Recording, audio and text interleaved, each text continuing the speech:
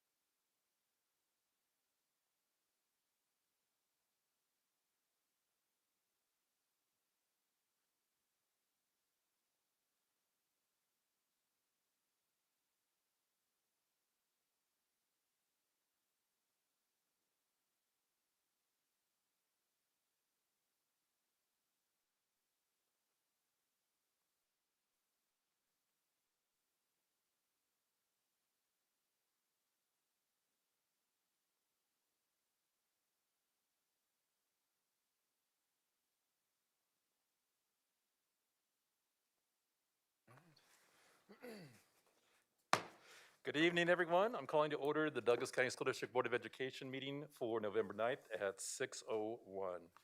We'll begin with a roll call. Director Chancho Shore, Here. Graziano, Here. Hanson, Here. Holtzman, Here. Lung, Here. Meek, Ray here.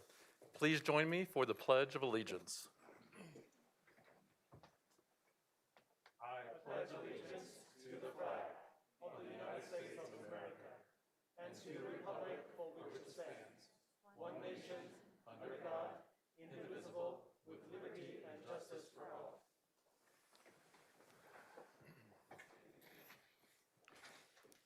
Next on our agenda is the Douglas County School District Spotlight.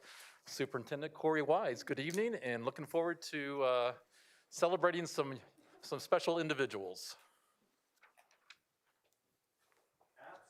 Good evening. I want to start off quickly and recognize this weekend, Thursday, is Veterans Day. When we take a look at all of our veterans who have served, who are currently serving, and when you think about the number of students right now who are planning to go into the military, and also those to the academies, I'd like to, if we can, also recognize anybody in the audience who has or is currently serving. If you can please stand, and let's take a second and say thank you to everyone.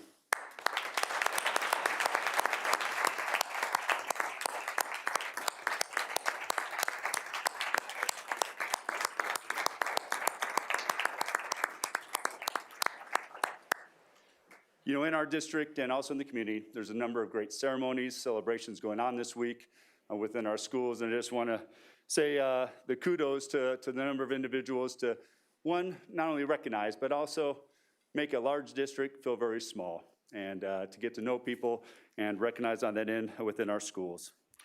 I also want to take a second to go back to where we started a little bit at the beginning of the year. Where are our alumni now? Where are our students? We started with a little bit of work, and we start getting into academic achievement. Really want to give kudos to Stacy Blaylock. When we started this initiative within our communications department, she's reached out to a number of alumni. And within her work, we're going to recognize 6 of these super alumni tonight. And really to say, where are you now? What are you doing? And what are you appreciative for? And within November, and thinking about giving thanks and appreciation, recognizing who they are and what they're doing. So we're going to kick this off. From 1994 to 2021, we really got almost 70-plus alumni that we're starting to recognize over time. Keeping track of the alumni, though, is always a special piece. As each of you might know others, please send us that information or have them reach back out to us, because we really want to focus on not only our goal of excellence over time in our system, but what's it look like after high school. So I'm going to get started. I'm going to ask the following alumni as I read about you, if you and your principals or your student reps would please come up and stand in front of me. So as I read about you, then come up, and then we'll bring up the next one, and the next one, and then we'll start to work around that piece. 1994, graduating class of Ponderosa High School, Rochelle Evans. Rochelle is currently a school psychologist at Gold Rush Elementary here in Parker. That aligns, when you think about it, this month also being, this week being National Psychology Week. And I want to say a huge appreciation to all of our school psychologists, making a difference for our students. But Rochelle is a graduate, and joining her tonight from Gold Rush is her principal, Jenny Brown. If you'll please come up front, Rochelle.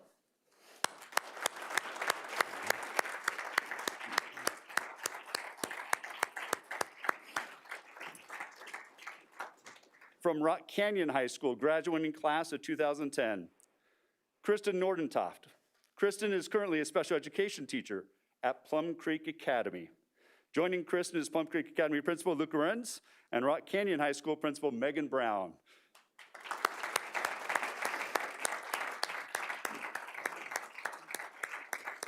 Yep. From the graduating class of 2018 from Casa View High School, Jalen Cavanaugh. Jalen is running his own business, Clydesdale Interiors, and he attends the Rocky Mountain School of Art and Design. Joining Jalen tonight is Casa View High School Principal Dr. Rex Cor and Casa View speech language pathologist and special education teacher Shelly Meyers.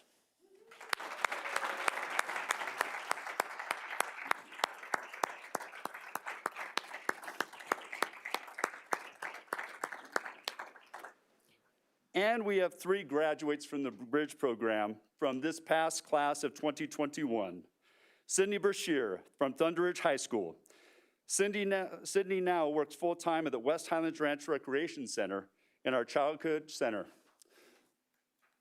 Sydney, you want to come on up?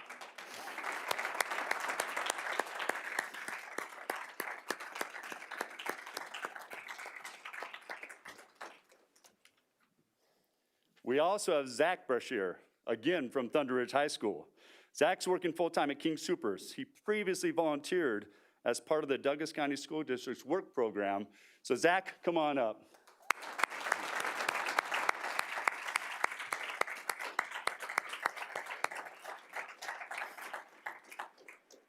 And Gabby's off from Casa View High School. Gabby has returned to Douglas County School District as an employee at the Bridge program. And joining Sydney, Zach, and Gabby are Bridge program principals Judy Jordan, Casa View High School principal Dr. Rex Cor, and Thunder Ridge Dean of Students Marshawn Uhas. So, Zach, would you come on up? Perfect. You know, again, as we think about our experiences within the Douglas County School District, it's not just the PK-12 experience. It's what happens afterwards. And to see each of you now, I want to take the opportunity, we're going to pass the microphone around, but really my question for you is, with where you are now, what are you appreciative for of the Douglas County School District? It could be who or what to set you in this spot. And then what are you most proud of and excited for moving forward? So I'm going to pass the microphone. Please introduce yourself, what you're doing, and just love to hear from you a little bit more.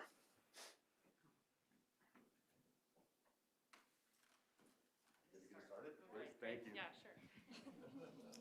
sure. My name is Rochelle Evans, and I'm the school psychologist at Gold Rush. Graduated from Ponderosa in '94. Go Mustangs. But I think what I gained from going to all the little schools in Parker when we were just a little town, just building connections with other people and using that now to build connections with kids and with parents and staff members, anyone in our community. And I think excited for the future. I think, you know, the more kids that we get, and every year we get a new batch and I get to make new friends, and I think, you know, watching our kids that start off really tricky in first, second grade, and then as they go older and get to watch them kind of graduate and see the things that they do, I think that is one of my most favorite parts. So. Jen, if you want to speak a little bit. I just want to say a huge thank you to Rochelle. She doesn't love to be in the spotlight, but I couldn't think of a better example of what we're hoping for our graduates. Having worked with Rochelle in the last 10 years, I have seen her change students' trajectory. And while that's important at every grade level, I think it's especially important for our little guys at elementary. And I welcome you all to come walk the hallways with Rochelle, and you will see exactly the relationships she has. She is the #1 celebrity. Kids can sense when she's coming. I mean, we all have great titles and positions, but you do not hold a candle next to this girl, because she just does incredible work, and she supports students, families, staff, administrators, and we're just so appreciative of everything you do. Hi, I'm Kirsten Nordt. I graduated from Rock Canyon in 2010. Since then, I am now an effective needs teacher at Plum Creek Academy. It is an alternative high school setting for those of you who don't know, targeting students specifically who struggle with special social emotional needs, autism spectrum, and all that, etc. I currently teach social studies core content and art. And I think Rock Canyon truly prepared me for the real academic rigor of college. And a lot of the teachers I am so grateful for. They gave me a genuine curiosity to continue to learn and grow and always apply myself at 110%. Looking forward, I hope to stay at Plum Creek as long as possible, but I do have big goals. I would like to eventually get my doctorate in education and try to find more instructional methods that help students in special education as well as general education. Hi, I'm Megan Brown. I was not at Rock Canyon when Kirsten was a student there, so I'm just meeting her for the first time, but I'm just thrilled to meet her. I'm thrilled to see anytime Rock Canyon students come back and tell us what they're up to, and just seeing them want to come back and work in the school district is just an extra thrill. So it's really a great night for us too. And I brought this for her so she won't forget her roots. So.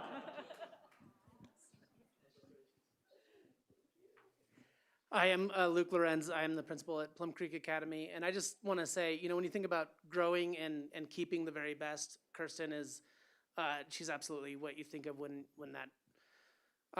She was a student, an educational assistant, a behavior technician, now a special education teacher, and she has rocked every one of those roles. And you just heard from her, she's not done yet. So thanks for being a member of Plum Creek Academy and our school. My name is Jalen Cavanaugh, and I'm the owner of Clydesdale Interiors, and I go to Rocky Mountain Art and Design for sustainable interior design. And I would say the most valuable thing I've gained from Castview is the relationships I've gained with Shelly and Dr. Cor and all that, and the support I got with my dyslexia and going through that navigation and trying to figure all that stuff out.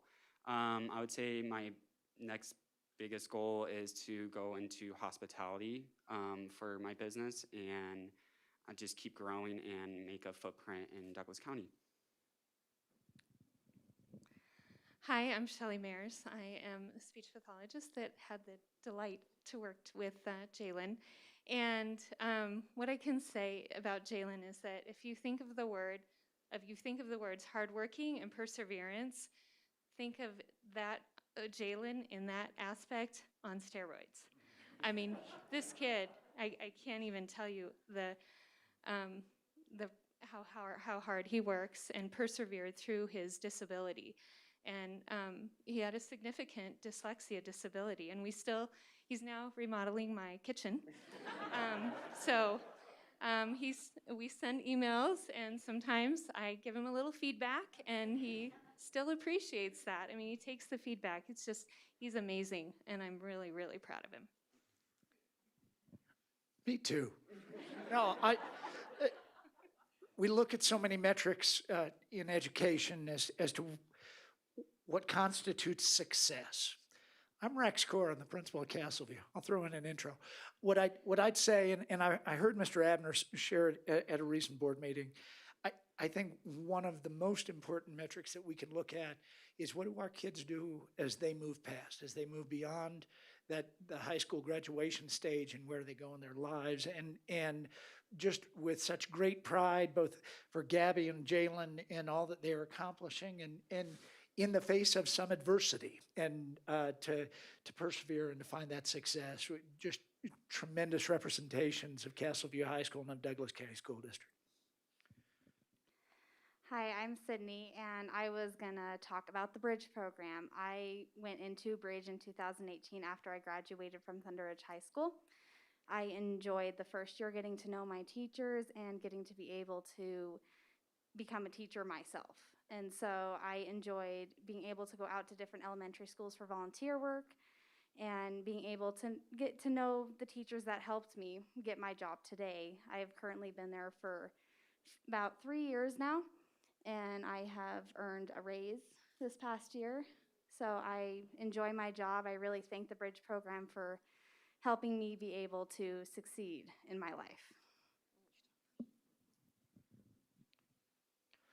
Hi, my name is Zachary Bashir. I used to go to the Bridge program from 2018 to 21. Now I work as a courtesy clerk for King Supers. The job is going really good. I'm getting paid minimum wage and stuff like that. I own a car now. It's a 2015 Ford Focus SE, and I love my car. And I love everything. And then the Bridge program, I just really, really like the Bridge program. Throughout these couple of years, has been awesome to me. Great. I'm going to let Gabby talk, and then I'm going to talk a little bit about all of them in the Bridge program. The twins. I wanted to just take a quick moment from Thunder Ridge to talk about Zach and Sydney.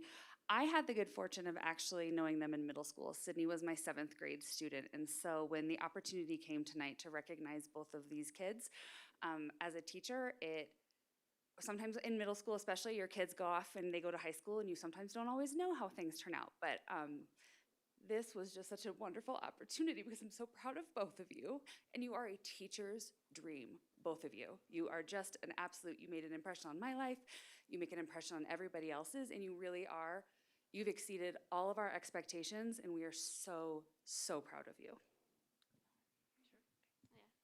Hi, my name is Gabby. I graduated from Castleview 2017, and now I work at Bridge Pathways. I'm a teacher's aide at Bridge Pathways, and some of them are nonverbal. And what we do is work on independence and colors for some of them. And I used to be in the Bridge program, and like Sydney, I did some volunteer work with some toddlers, and now I am in the Douglas County School District. So I'm Judy Jordan, I'm the principal, and I'm so proud of these kids. You know, a lot of times our students that come to Bridge, you know, a lot of them are maybe going to day programs. Their parents don't know that they're gonna get their driver's license. And I remember their mom's like, exactly, like he's got his license, he's saved for a car, he bought his own car, he bought his own money. All those skills that we taught them over those years that they learned in elementary, middle school, high school, then they come to our program and really practice those and put them into action, and then seeing them leave our program and really being able to go out and be such a great member of society. I am just so proud. I've worked with Gabby since she was in high school, getting her to the Bridge program, and then during Bridge, thanks to, she has some great teachers, and we had a really good bond, and she was able to come and do an internship with one of our lower classes, and then she came and worked at ESY, and I hired her full time because she's such an awesome worker, so thank you all.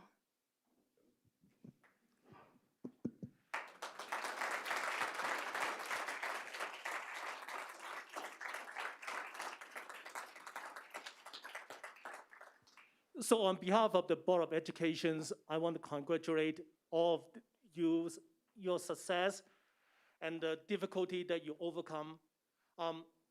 As a poor immigrants that come over to this country, that have illiterate, parents, I understand the struggle to fit in to society. where you don't think you belong, where people looking at you and think that you don't belong. But that does not really matter. The matter is you make a difference in your life because you believe in yourself. Don't matter how many people believe in you. It's you who make the difference, and you who stand up and show people that you belong and you can make it. And I'm so proud of your accomplishment and what you do, and get a good example for the people that's not fortunate in this society, that is different in this society. There might be people think that you cannot do it, you cannot make it, but you show them that you could. I think that is the reason why we honor you today, not only because of your accomplishment, it's because what you show the society that no matter how much handicap that you have, no matter how disadvantaged your background is, it's you. It's you and the great educations that this school district provide, and the great teacher that you have, and the great principal that you have that can lift you up. And that's why Dallas County School District is a destination district, and will be forever great because we have wonderful graduates like you who overcome so much and continues to come back to help the school district. Thank you, thank you, thank you. You are awesome.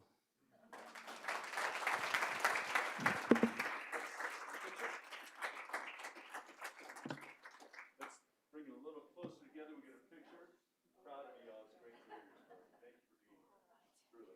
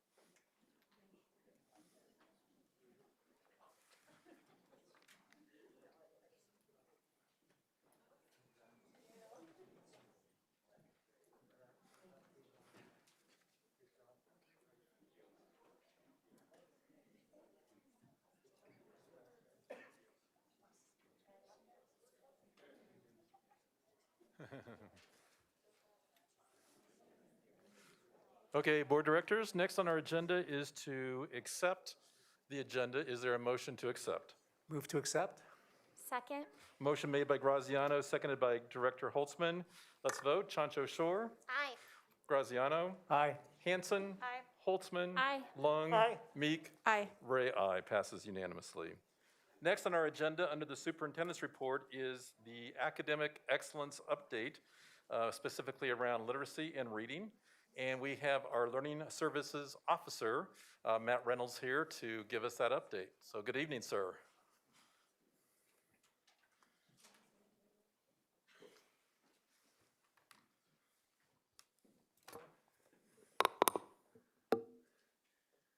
Good evening.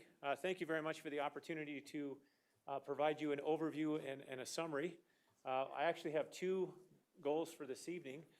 One is I have an entire slide deck full of all kinds of slides of data. You all have seen this as part of a report I shared a few weeks ago.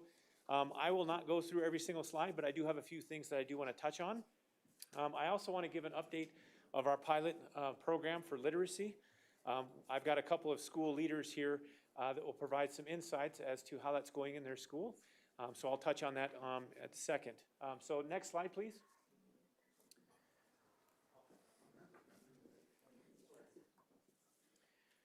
So the slides that are in the packet, I included math on here as well. As part of my obligation to provide an overview, I want to always include math. So that's in there for you to look at as well. But there's some historical placement, grade level placement, some comparable, and some subgroup placement. I do want to spend a little bit of time on some of those sections as we go through, and then we'll go through the core literacy program pilot update. Can we go to slide 8, please?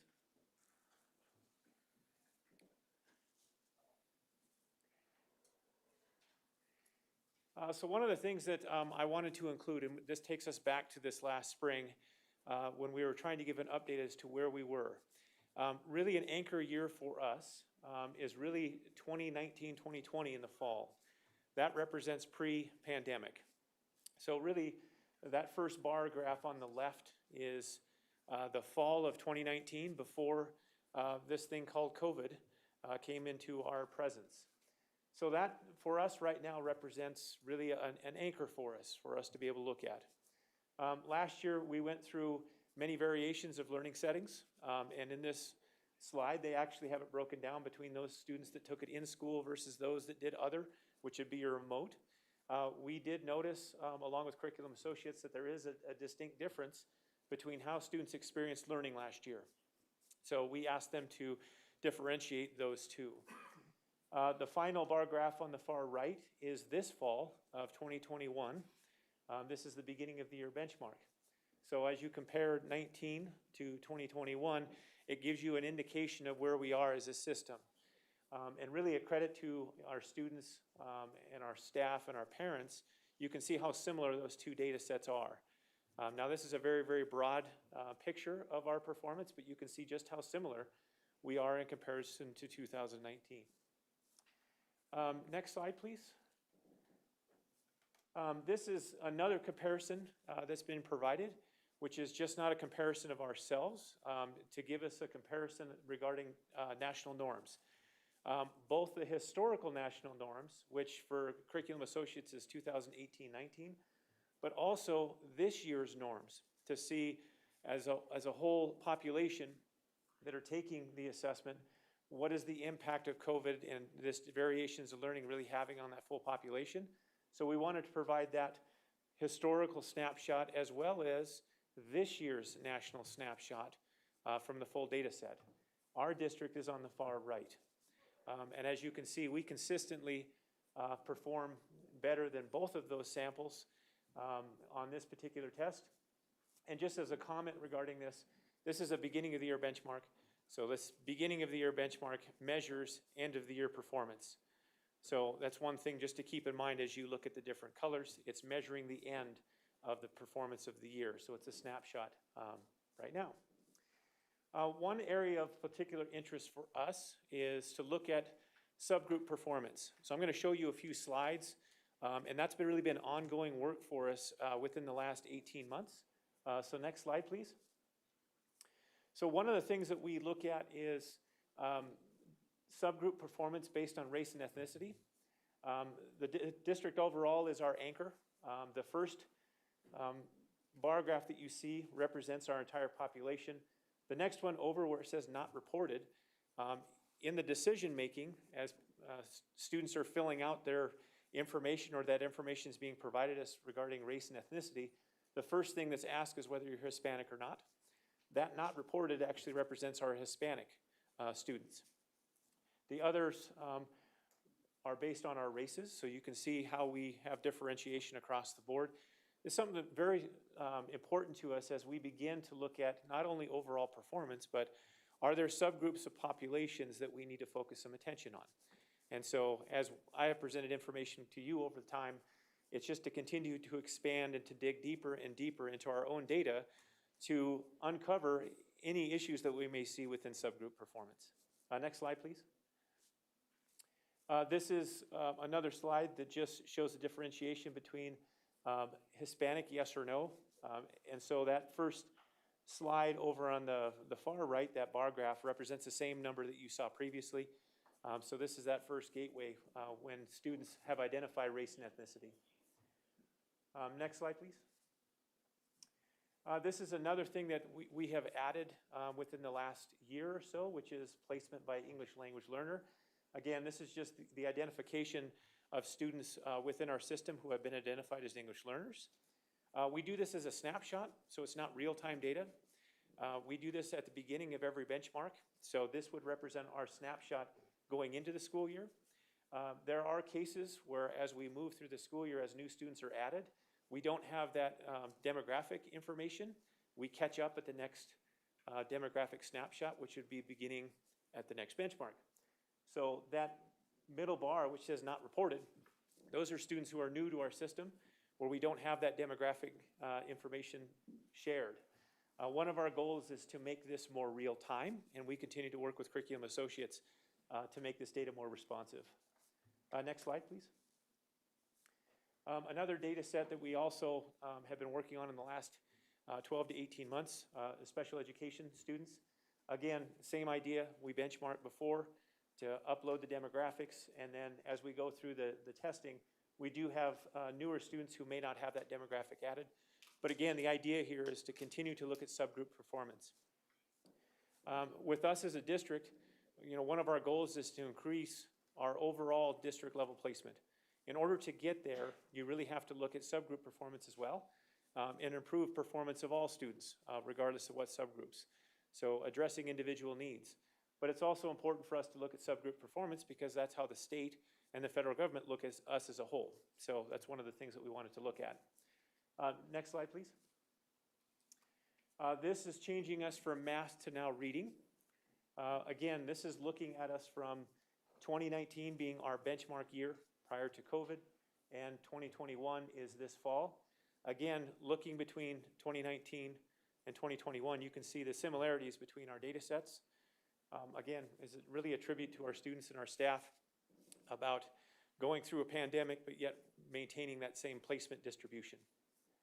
Next slide, please. This is again our comparison between historical national norms, our normative data for this year, and our district. Again, you can see that our district continues to outperform both the national historic and also the national to date. Next slide, please. This is the same data set of a snapshot of demographics. Again, you can see our performance throughout the different, in this case, races and also ethnicity with Hispanic. Next slide. And this is really the split between Hispanic, yes and no. Again, the idea here is the more we disaggregate our data, the more that we can uncover down to an individual student and address individual needs. Next slide, please. This is our English language learner slide between those that reported yes, no, and then that non-reported. Again, those are students that are new to our system and may not be captured in that snapshot. Next slide. And this is our special education data, where we've looked at overall district performance, indications where it's no for special education and indicators for yes. Something that's very important for us to continue to monitor. And as you can see, in this data set, we both have celebrations and we have things that we need to work on. And so as we continue to monitor throughout this year, this represents our beginning of the year data. We will again do a similar testing for our middle of the year, at which point we will not only get placement values in comparison to beginning and middle, we'll look at historically and also look at growth data. Growth data is extremely important for us as well, to not only see where students are placing, but also just to capture where they're growing in their learning. Next slide, please. One of the most exciting things that we have going on in this fall is really our core reading program pilots. And I first want to say thank you. Last spring, we worked collaboratively in the budget setting process to identify some funds to spend on core reading programs. And I can tell you it has been very, very exciting for us to be able to do this pilot and to look forward to being able to provide resources for all of our elementary schools regarding core reading programs. And I just want to say thank you again for your continued commitment to providing resources to our kids, specifically in literacy.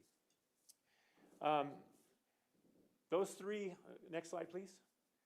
We do have three programs that we're looking at right now. Wonders, Benchmark Workshop, and Benchmark Advance. We've had the materials for both of these programs on our website, and also physical copies for people in the community to be able to explore as we go through the pilots. Next slide, please. These are our participating schools with each of these different programs. You can see that we have a variety of different size schools and schools in different regions.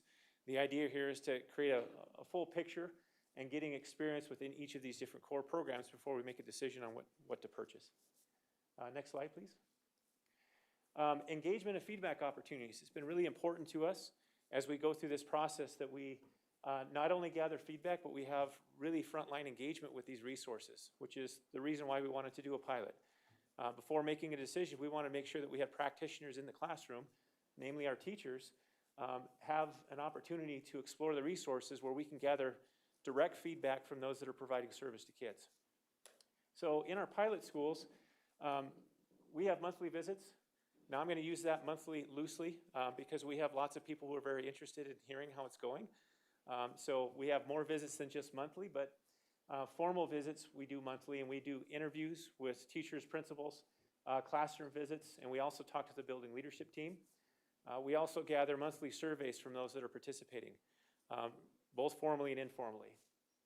In our community, we've had evening participation and presentations from each of our vendors, and we've had recordings of those up on our website for people to be able to see and engage.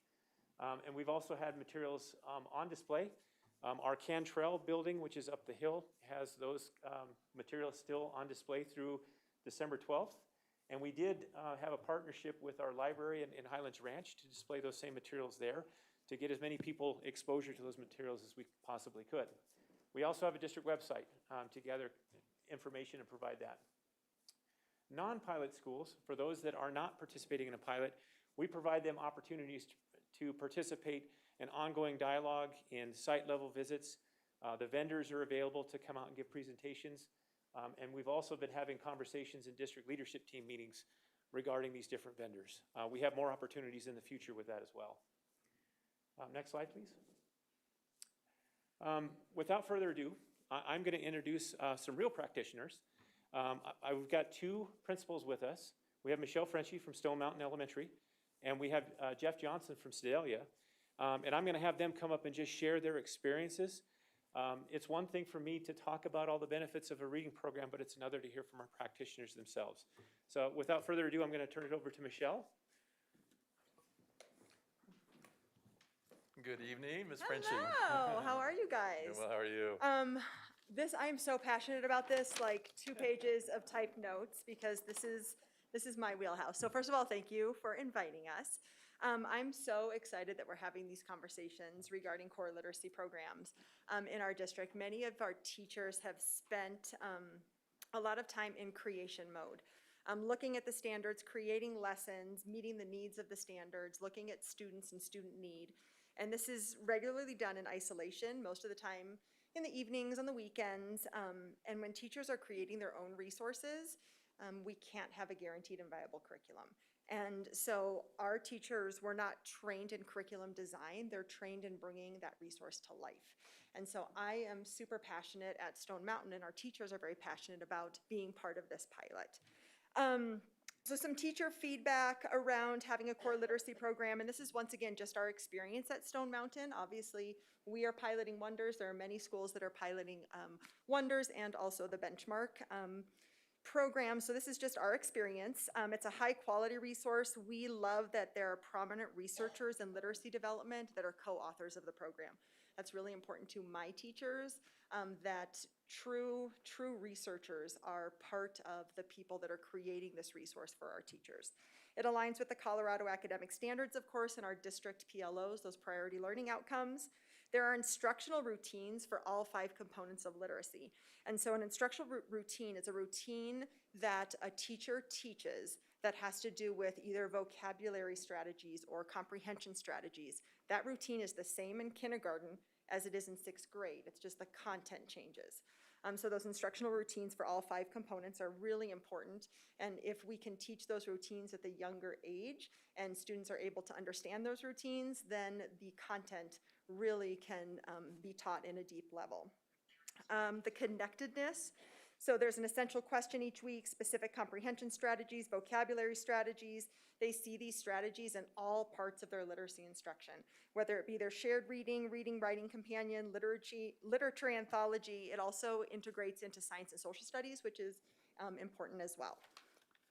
Professional development, so we're piloting Wonders, as I said, and the professional development has been truly, I think, probably the most professional development that our teachers have gotten in a long time in terms of a resource, which is really positive. Obviously, we started in the middle of a pandemic, right? And the resources, it took a little bit of time to get the resources to our building for our teachers because of just the lack of resources that were available out there and everybody wanting to purchase some type of resource. So as we got the resources in, teachers were really excited. The beginning of the school year, Wonders came out and did provide some professional development for us. There are monthly visits from trainers from Wonders that come and provide specific training for our classroom teachers in their teams. And so teachers can come together as a grade level team and say, hey, we're really having problems with this specific instructional routine, or how do we look at data once we receive our unit assessment? And so they come together and they create specific questions to send to Wonders, and then they give us that instant, I call it instant PD, right? Where they either call or have a Zoom meeting and they answer those questions immediately for our teachers. Just yesterday, we had a Zoom meeting with Wonders for administrators to help us provide different opportunities for coaching for our teachers as well. So there's been lots of opportunities for professional development. Last piece, my first impressions as a principal, I'm impressed with the depth and complexity of the program. It is very, it obviously meets the Colorado academic standards, but it is extremely rigorous for our students and also for our staff in terms of teaching. The conversations that I hear are my favorite part. I was just in a second grade classroom today. Shout out to Tracy Good at Stone Mountain. Students were having conversations, like the kids were talking about citing text evidence. They were talking about making inferences to support their understanding. The kids were using those academic vocabulary words. Out of my mind. I mean, that was amazing. We've never had that level of learning and student conversation happening in second grade before. Students are excited about what they're learning and they're engaged in the authentic text, but most importantly, the conversations during our collaborative teams are no longer about the what we are teaching. It's about, and that input, it's about the student learning or the output. And so the focus has moved from teacher delivery to student learning, and that is all because of the pilot of this Tier 1. So I'm off my soapbox now. Thank you, Mrs. Frenchie. And next, we're going to have Jeff Johnson from Sedalia. Good evening, Mr. Johnson. Good evening. I have not heard as much about Wonders as I did just recently here. So, Michelle, excellent. And it's refreshing to hear that the things that Michelle's school is experiencing are very similar to what we're experiencing with Benchmark. Amazing resource. Kids digging into high-level text, really engaging texts, has been remarkable. Matt talked about the monthly visits. I don't know that we've had a week without a visit from somebody. And so I think the investment from district administration, other schools, and from Benchmark support themselves has been remarkable. I would say there's a little bit of maybe questioning of mental sanity of implementing a piloting program in a pandemic. But thankfully, we have a staff at Sedalia that was ready to take it on.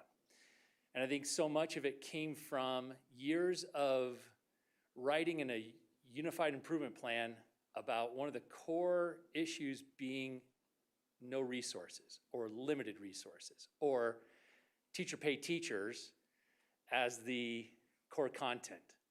And I think now having a chance to have a research-based program available for teachers to dive into does give them that opportunity to stop creating curriculum and start creating connections with kids through that content.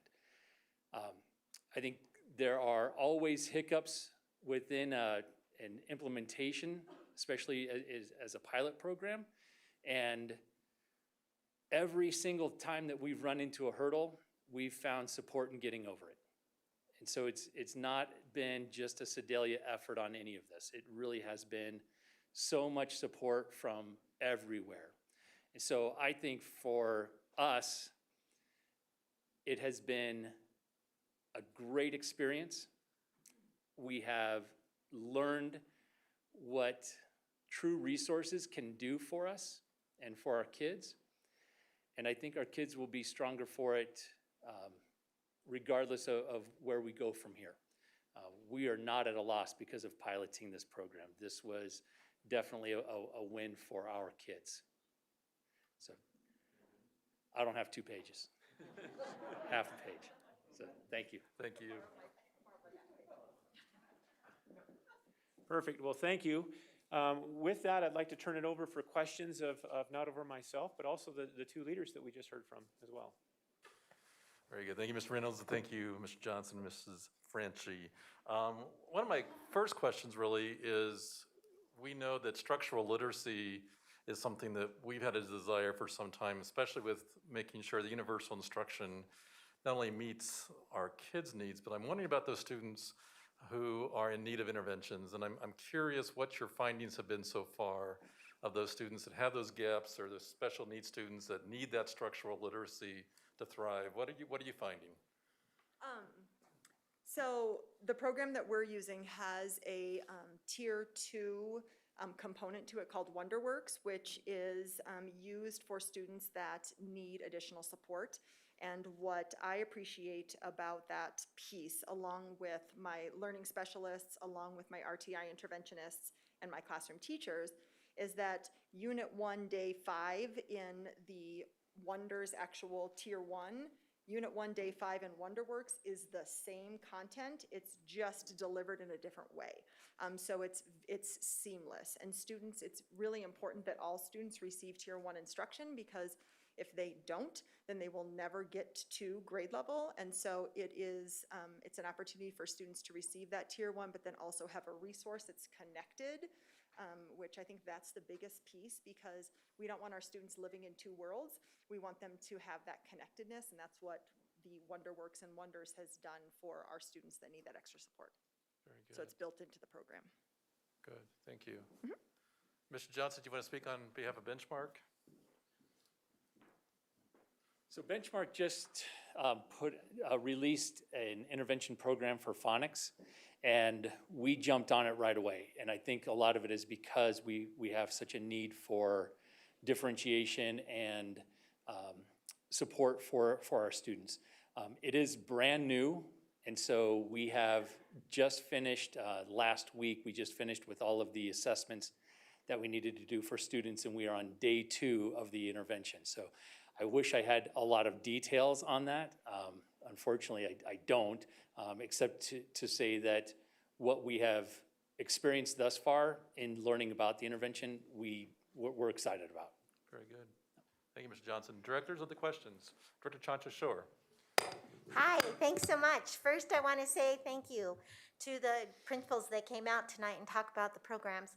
Second, I want to say how exciting it is to have some common conversations about curriculum and instruction. And then third, I want to highlight the process that a school district takes to adopt a curriculum. So it doesn't just get adopted by a board or by a school or by a particular teacher. It goes through a process where there are opportunities for feedback from parents, community, teachers, directors, principals, everybody who's involved in our community can give feedback prior to the adoption of a curriculum. Am I correct? Yes. Thank you. And last but not least, I want to identify and also articulate the excitement for having the opportunity for the leaders to be trained in what those programs are helping teachers and supporting teachers with, so that leaders in schools can then evaluate how it's going in their schools based on what kind of instructional practice they see. So thank you, and thank you for that information. Very good. Director Meek and then Director Lung. Yeah, thanks very much for the presentation. Maybe this is for you, Mr. Reynolds. I'm kind of curious to hear what your takeaways are based on the iReady data and how that influences our planning and big rocks that are underway. And then I have a second question, but I'll save it. Absolutely, thank you very much. Some key takeaways. One takeaway is just the amount of work that our students and staff went through. When you see the maintenance between 2019 and 2021, it's incredible when you consider all of the adversity that we faced the last 2 years. That's one really big takeaway. Going into a pandemic, we heard words like learning loss and unfinished learning and all the different words that were used for that. And it's nice to see that when we look across the district-wide sample that you see that consistent performance. On the flip side of that, because you see consistent performance, we always want to aspire for more. And so we do have plenty of work ahead of us in the land of improved performance in literacy. And this really speaks to the fact that identifying literacy as a big rock was absolutely essential. We need to continue to focus in on that work and continue to work forward to adopting resources to help students in this area. Very good. One more? Go ahead, Director B. So looking at the various curriculum choices, what quantitative data are we using to analyze the various choices? And are we looking at the subgroups and how various curriculum choices might work with various subgroups? Absolutely. So each of these resources that you have seen today have been approved by the Colorado Department of Education to be on their advisory list. And that's really the first step that we went through. And the vendors themselves had to submit information to the state that identifies that they've met certain criteria, including meeting the needs of students with disabilities and also English language learners. So really that was our first step, is to go through that process. Our next step was just to ask. We asked our schools, they saw the full menu of options to say, which programs do you see are going to meet your needs? And luckily we have some really go-getter principals out there that said, I would stand in line to be part of a pilot, to really be able to look at those programs and to dive into them. In terms of the quantifiables, that's going to be part of our ongoing work going forward. Looking at a pilot that's several months long, that's challenging for us to get to that causation data. We are gathering the qualitative data from the users to make sure that this resource is responsive to their needs, which is critical. And I think both principals touched on that just a minute ago.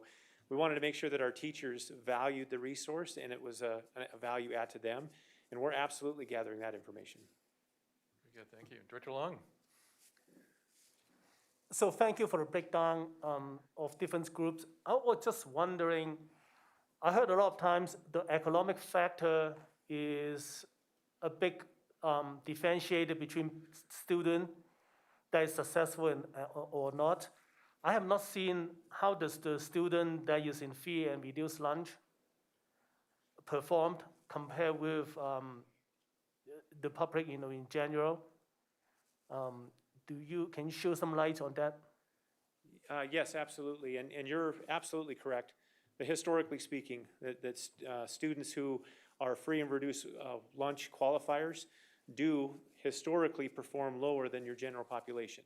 So one of the things that we have on our to-do list moving forward is we disaggregate that data and look at the performance of those students on our standard measures. One of our projects moving forward is to do that same work with iReady, but make it responsive so that principals and teachers can actually see that data to know how those students are responding as well. And so that's one of our projects moving forward. Another project that we have moving forward is looking at another key demographic group, which is our gifted and talented. So we've been spending the last 3 months doing a lot of work trying to identify what key indicators of giftedness do we want to look at to disaggregate that data. So we've been working with curriculum associates. So those additional disaggregated subgroups are things that we're looking forward to in the future, specifically with this assessment. We do get that information back for things like CMAS, SAT, PSAT, but our next phase is to do that also with iReady. Very good. Other questions? Director Meek? Thanks. So I really appreciate looking at the systemic data this way. Can you help me understand how individual teachers might be using the iReady data? Absolutely, and I can also turn this over to one of our principals as well. I'll start there, and then if there's additional things to add on, I will. Gosh, our teachers have really used the iReady platform for maybe 5 years now, I believe, maybe even more, before our district sort of implemented it across the board. it has revolutionized, I think, the way that our teachers teach, because you can drill down the data in such a way where you can look at a specific student.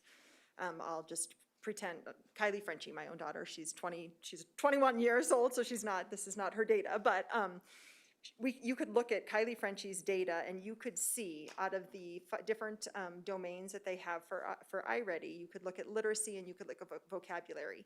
And from that, you can dig down to find the exact skill that she needs to fill her bucket to then move forward in her learning. And so our teachers spend a lot of time during collaborative teams looking at their entire grade level and looking at the specific groups of students and what that specific group needs in literacy or in math, and then they plan their instruction from that. So that's how my school uses it. Very good. Well, again, echo, thank you to our, what do you call them, real-life practitioners, I think is what you refer to them as. Glad that you showed up to our meeting and were real with us tonight. It's so great to finally see that vision that was set, several years ago, really, to get to a place where we really do have a systemic way to make sure all students have quality literacy instruction throughout our schools. So my assumption, Mr. Reynolds, then, is next step is really the adoption stage, which it looks like we are targeting for spring of 2022 to actually adopt. Can you say a little bit more about that as far as wrapping that up? Yeah, absolutely. I had a slide that has the more specifics on it. But really, it's the next several months continuing to engage pilot schools, non-pilot schools, leaders, and teachers in the process of looking at the different materials, and then coming forth to you all, ideally in February, with a potential contract, because odds are, with a large systemic approach like this, it's going to exceed that threshold, and so we'll bring it before you all, and then that would kick us off to starting the professional development. As soon as the ink is still applied to that contract, to start the professional development, not only for our internal team, but also reaching out to our schools to start setting that in motion for full adoption for next fall. And it looks like that we're also adopting by feeder. So it looks like that there's some discussion about to align our programs so that there's matriculation that occurs through this common language and common approach, regardless of which program is chosen. Is that correct? Yeah, that's been part of our ongoing conversations with leaders since the beginning of the year, is talk about what alignment we're talking about, not just feeder, region, district, whatever alignment, to make sure that we focus in on exactly what you're mentioning. Very good. All right. Well, again, thank you for your time, for giving us the updates. Mr. Reynolds, looking forward to student learning just continuing to improve because we have these quality resources now in place to ensure that all students can be successful. So thank you again. Let's give them a round of applause. Sure.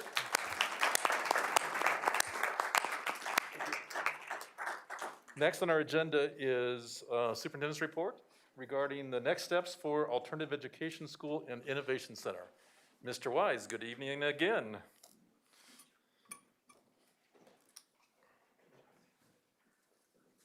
Thank you very much. I want to call out a few things. When you talk about big rocks in the spring going into the summer, I've had several questions of, aren't some of these things common sense, givens? I think that's the essence of a big rock. What I'm very proud of, as was kind of shared a little bit, a big rock anchors. A big rock you can build upon, a keystone. And even in times of challenge, storms, big rocks don't move, but what it does is align. And I just want to say that you look at the work happening from August to November, trying to have strong processes, input and value, look at needs for each and every student, but what's most important within literacy and reading. You also look at that as the professional learning communities. When you hear about the iReady data, teachers working together on that. You have to create the time and resources.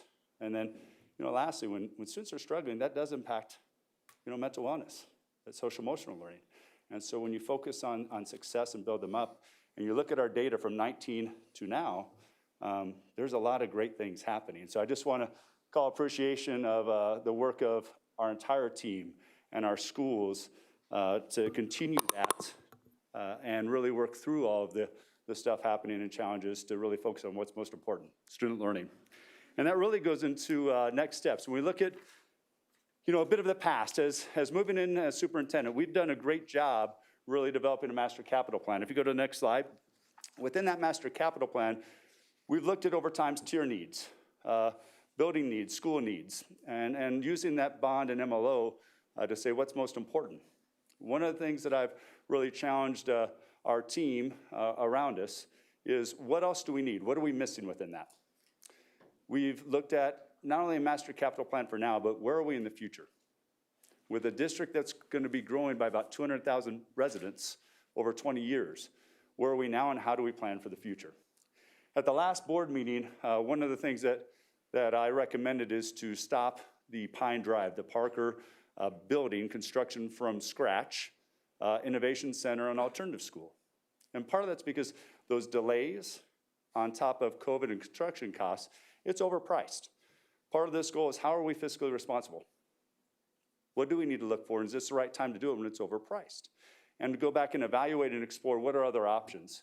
And so today as we're working forward, I want to share a little bit of where we are with options and looking at both the Innovation Center and those CTE, those career technical and education programs, which when you look at the need have been driving up students wanting and families wanting that savings, on top of our alternative school and our next plan for that. If you go to the next slide, really it set the pattern of where we were and where we are now from the last board meeting. Next slide. I'm going to ask Mr. Windsor, our Executive Director of Schools, who also oversees all of our school to career pathways. And we start thinking about options. We have some options. And we've talked about some of these with our communities and within our committee work. And we've also brought the three committees together just to kind of share this same presentation. When you take a look at what's out there, over the course of this past several months, last February really is when CU South went on the market. And if you remember, we came to the board with wanting an LOI to purchase. And when we look at that value of where CU South was, that LOI was declined. But over the course of the next steps, the Lindegger family who built that and gifted that to CU really wanted to step back in and take a look at education as a legacy. How do we have that over time? So when we take a look at a little bit about what our options are and what we can do, really want to take a step just to really call out there of what does this look like? What are the cost advantages? What are the programming advantages? What are the location advantages? To really take a look at what our recommendation is going to be moving forward. So Mr. Windsor, Mr. Cosgrove, if you can also join me. Danny? Yeah, well, good evening, directors. It's great to see you again. And as you know, there's a little bit of passion in this room for this opportunity to provide opportunities for our kids. And as we look at this work, in particular around providing these intentional opportunities and different pathways for kids, the main tenet was how do we provide as many intentional pathways for students that all students can access these pathways and make sure we're doing it in a very responsible way as a district. And so as we're looking at the scenario-based work that Mr. Wise was talking about before, is obviously we had a supreme amount of excitement around the work on Pine Drive, around opportunities we were going to provide for kids. As we progressed through this process, we had identified that costs were starting to become pretty extreme in the sense of kind of the world we're living in and some of the supply chain stuff that I know Mr. Cosgrove will be able to allude to.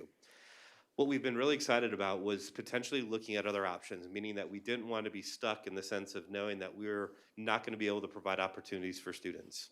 With that being said, as you can take a look a little bit at this chart, we really wanted to ensure that first and foremost that we could develop intentional pathways for our kids. Looking at Pine Drive was a great opportunity to provide 7+ pathways for our students there, while then also looking at the CU South opportunity that became available, where we started really intentionally planning around what could this specifically look like.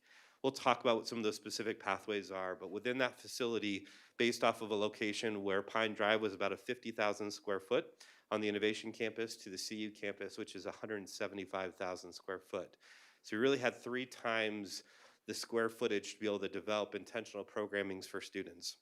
While also we had a fairly equivalent square footage size between the Pine Drive site as well as potentially exploring the ACC Parker campus. The neat part about the campuses as we started evaluating these scenarios is how do we potentially utilize this facility in addition to programming for students, which was really an opportunity that we could start looking at a variety of areas. So as you can see, We really saw that on both campuses, school-based programming as well as community events are things that we could house at both those campuses. Uniquely looking at the 175,000 square foot, it also allowed us to look at what does some of those intentional partners look like.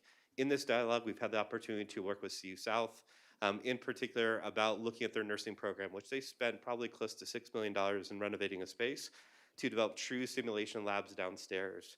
In the conversations that are there is we are very fortunate to potentially develop some real live paced programming around certified nursing programs, which ties into, which is called like a 2+2+2 programming, meaning that some of our juniors and seniors could experience the CNA-based programming, which could tie straight into associate's degree, which could then tie straight into a 4-year based program.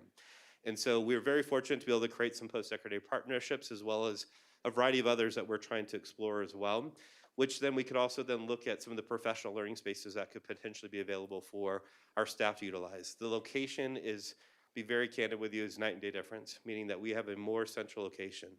We're talking about 800 square miles of a campus. Access to some centralized location is key. And that is very much a challenge when you look at the cost to be able to try to find a central location as well, which is a great opportunity for us to be able to do that. We've also identified a number of additional usages that could be there. However, one area I want to really highlight for you to really talk about, kind of look at that financial steward side of things. When you look at the price per square foot in these campuses, there is a significant difference. And one of those differences is about a 60% less cost per square foot in the CU South and potentially the ACC Parker campus compared to the Pine Drive campus, which is significant, which really then allows those dollars to be extended directly to student programming and those opportunities that are there. So we're very excited about what those opportunities could look like, and really kind of making sure that each of those programs we know represent an individual student to access those programs as well, which we also want to understand those operating costs that are there. So Mr. Cosgrove, I don't know if you want to add any more to that. Good evening, directors. I'd simply like to highlight the reasons for the cost overruns on Pine Drive. There were 4 major reasons. Number one, we were required to realign a public road, Pine Drive, to match another road east of the site to support future growth 2040 and beyond. Second, we were delayed in obtaining the 2 acres in order to gain access to Hills Drive by almost a year. That put us in hyperinflation. According to the Association of General Contractors, some building commodities increased 26% this past year. We were very fortunate with our guaranteed maximum prices to avoid price increases in 2021 capital improvement projects. We're closely monitoring 2022 capital projects. We do not see a need, thank you, because of the voters, we have the bond premium to make sure we're going to address every tier 1. Another reason, we had significant commercial grade landscaping on 20 acres, far and above our standard for schools. And last, just because of the delay with the hyperinflation and the amount of site work, the cost per square foot was exorbitant. With that said, what this slide shows is what we know as homeowners. It's always cheaper to finish your basement than it is to construct new. It's always at least half the price, if not less. Why? In this case, because our feasibility analysis is showing that the utilities, the capacity, the infrastructure is there. The building envelope is there. There's adequate parking, there's adequate access. Those are the reasons this is extremely efficient as far as a model of providing not only educational programming, but also in the future for support facilities and programming. Right now, it is feasible, according to our analysis, to use the remaining funds from Pine Drive to purchase and tenant finish Arapahoe Community College Parker and to purchase and phase 1 tenant finish the CU South, the Wildlife Experience. In addition to that, after phase 2 is complete, which we're looking at basically the last 3 programs of the Innovation Center in phase 2, we're still looking at approximately 20,000 square feet in CU for future development. So there's a lot of flexibility. Thank you. So as we talk about the options, you look at cost value, you also then look at timing. In our next slide, a little bit of what I started to talk about. You know, we put together that LOI, and as I was turned down, April and June, honestly, I really didn't think that CU would be much of an opportunity for us again. July, the Lindiger family really wanted to take a look at where was CU South going. And the idea of selling it, scraping it, was not in Mr. and Mrs. Linegar's vision for that building. Originally, when they did it as a museum, you see the impact to community, Douglas County, students and families. And the gift to CU. Back at that time, being a part of this district, we were hoping to be gifted to Douglas County schools. It wasn't a went to CU. The opportunity with Mr. and Mrs. Linegar getting involved and really taking a step of wanting to repurchase and then create an educational legacy, really trying to pull together. That's that idea of a PK-12 and higher education facility, and to bring in the community. So we look at the opportunities which we have, really creates something that I'm super excited about. You look at an innovation center and programming, which far exceeds what we could build on our own. But you also look when you have real estate. We don't determine always a timeline. The Linegar family, on top of CU, starts that process. It's their transaction, but Mr. Linegar is looking at what is his investment and who is his investment with. So as you look at the next slide, one of the things that I like to state, the vision of this program, this campus, is to look at those stackable pathways. How do we help our students with outcomes? And a little bit, we're going to show you a little bit of the numbers of where CTE programming was and where it is now, the cost savings, the value added. But I look at this, and when you look at the Linegar family, prominent family within Douglas County, but also a giving family, to want the trust and want the value for Douglas County schools to be the primary and build out with others. We've had not only work with CU, but we've gone down and met with the chancellor of DU and their deans, looking at future programming. ACC.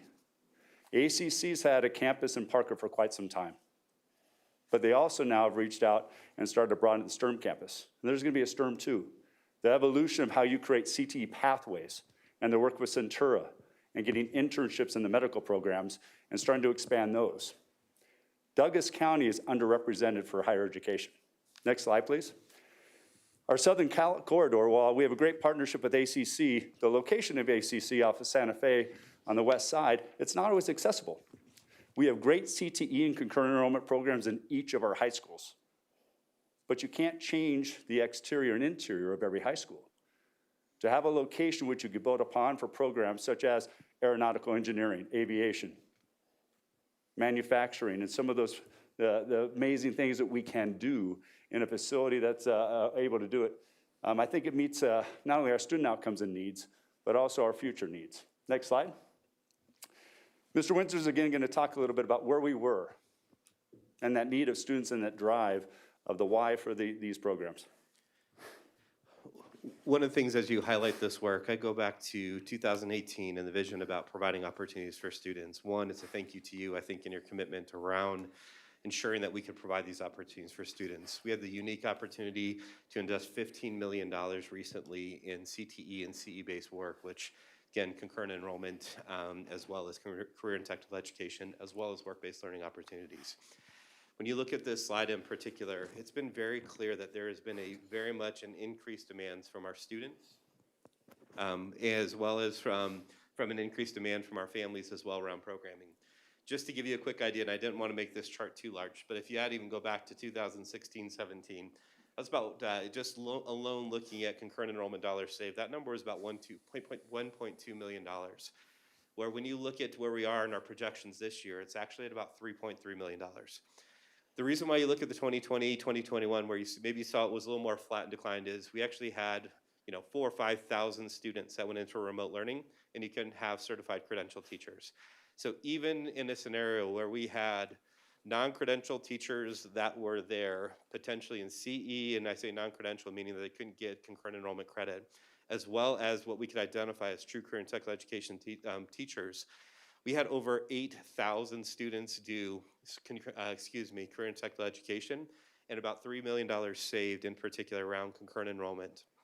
There's also CT programs did change. They combined business and number of areas, so that actually looks a little bit smaller.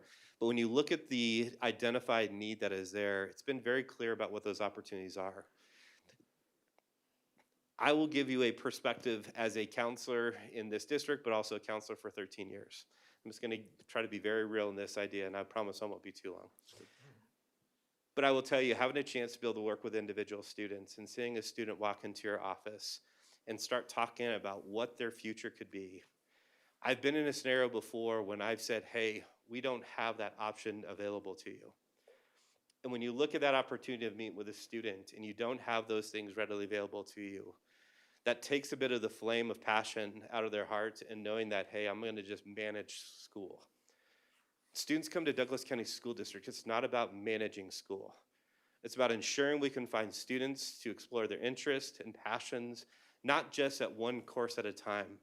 This work here is about intentional pathways that students can stack on classes, earn industry credentials, as well as get college credit that's there. So we look at persistency data, as we've alluded to from Mr. Abner, beyond high school. Our success can't just be our graduation rates. Our success has to be about the opportunity to ensure our students are equipped to enter the workforce, and also as well as post-secondary opportunities. That is not an option. So when we look at this opportunity for our kids, next slide please, we want to make sure that we provide clear and intentional opportunities for our kids that's not by chance.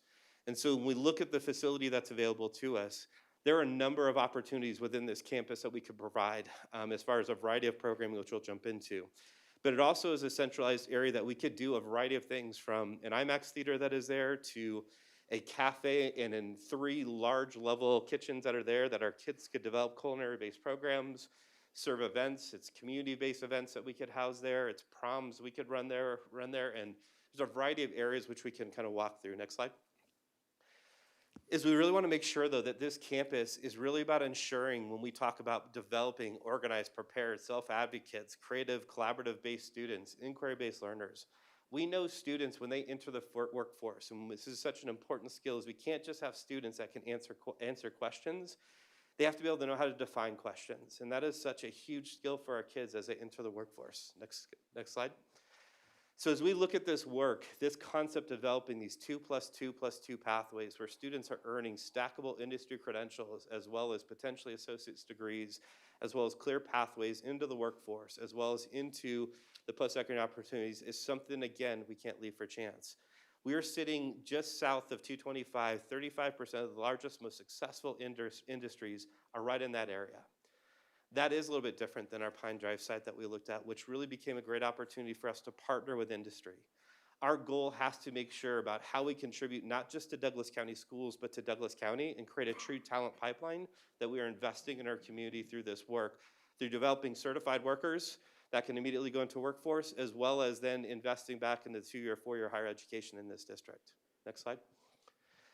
So as we look at this, these are potential pathways that are there. And I say tentative because as we build partnerships with post-secondary partners as well as industry, that will influence potentially some of the partnership-based work that is there. But in this program, particularly around CU, there is an opportunity for us to be able to run a nursing CNA-based program. Allied health, and particularly looking at physical therapy assistant.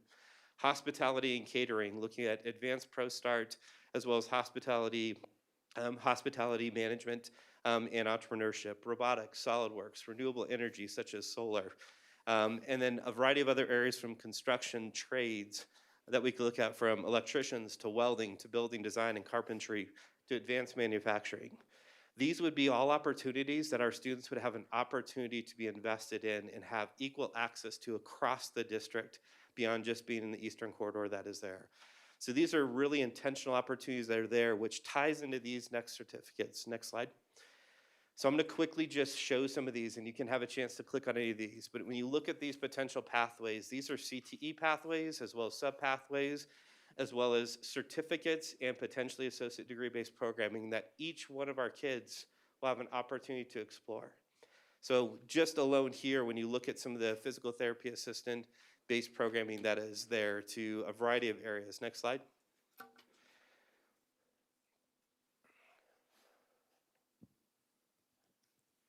Next slide. So when we look at some of these other areas, again, these are some different certificates that are available to our kids that they could earn when they walk away from Douglas County schools. So we are going to ensure their ability to be successful post-high school and matriculate either into post-secondary programs or the workforce. We know we are equipping them at higher rates. Next slide. Which then allows us, and click on it one more time, which then allows us really to look at this campus. This campus is about 14 acres large that is there. Parking, I will tell you as a former high school leader that is there, that is one of the hardest things you have to navigate. Unfortunately, back in the day, he made me head up parking at a previous high school, which I'll never forgive him for. But we do really need to make sure that it is accessible for kids through things like parking. That is huge. As we looked at our previous campus, that was something that we talked about for not just the innovation campus, but for our alternative ed campus, that was going to be available for our kids. Mr. Cosgrove. One other thing on location, you know, we talk about accessibility. Lincoln has RTD, you have light rail coming down to Lincoln, you have I-25. As we said, accessibility to industry, accessibility to higher education, and accessibility for our current district on top of our growing district. You know, when you look at location and you look at access, you want to provide the greatest amount of ability to get to those programs. Mr. Windsor has worked with scheduling. He's working with the higher education to say AM, PM sessions. How do we work with high schools to build AM, PM sessions so it's not just a class? You look at sessions. And I think that's important as we think about not only programming, cost, but then ability to get to this location. And when we think about that on cost savings, we have close to 20, I think it's 16 sites, district sites where we have itinerant special education, different central office, spread across the districts. We have buildings that are old, high cost to maintain, that we could look at as you start to centralize with another office space where you want to supervise. Could be a cost savings to our district, which could then allocate money to tiers and other needs, tier needs and other capital needs within our system.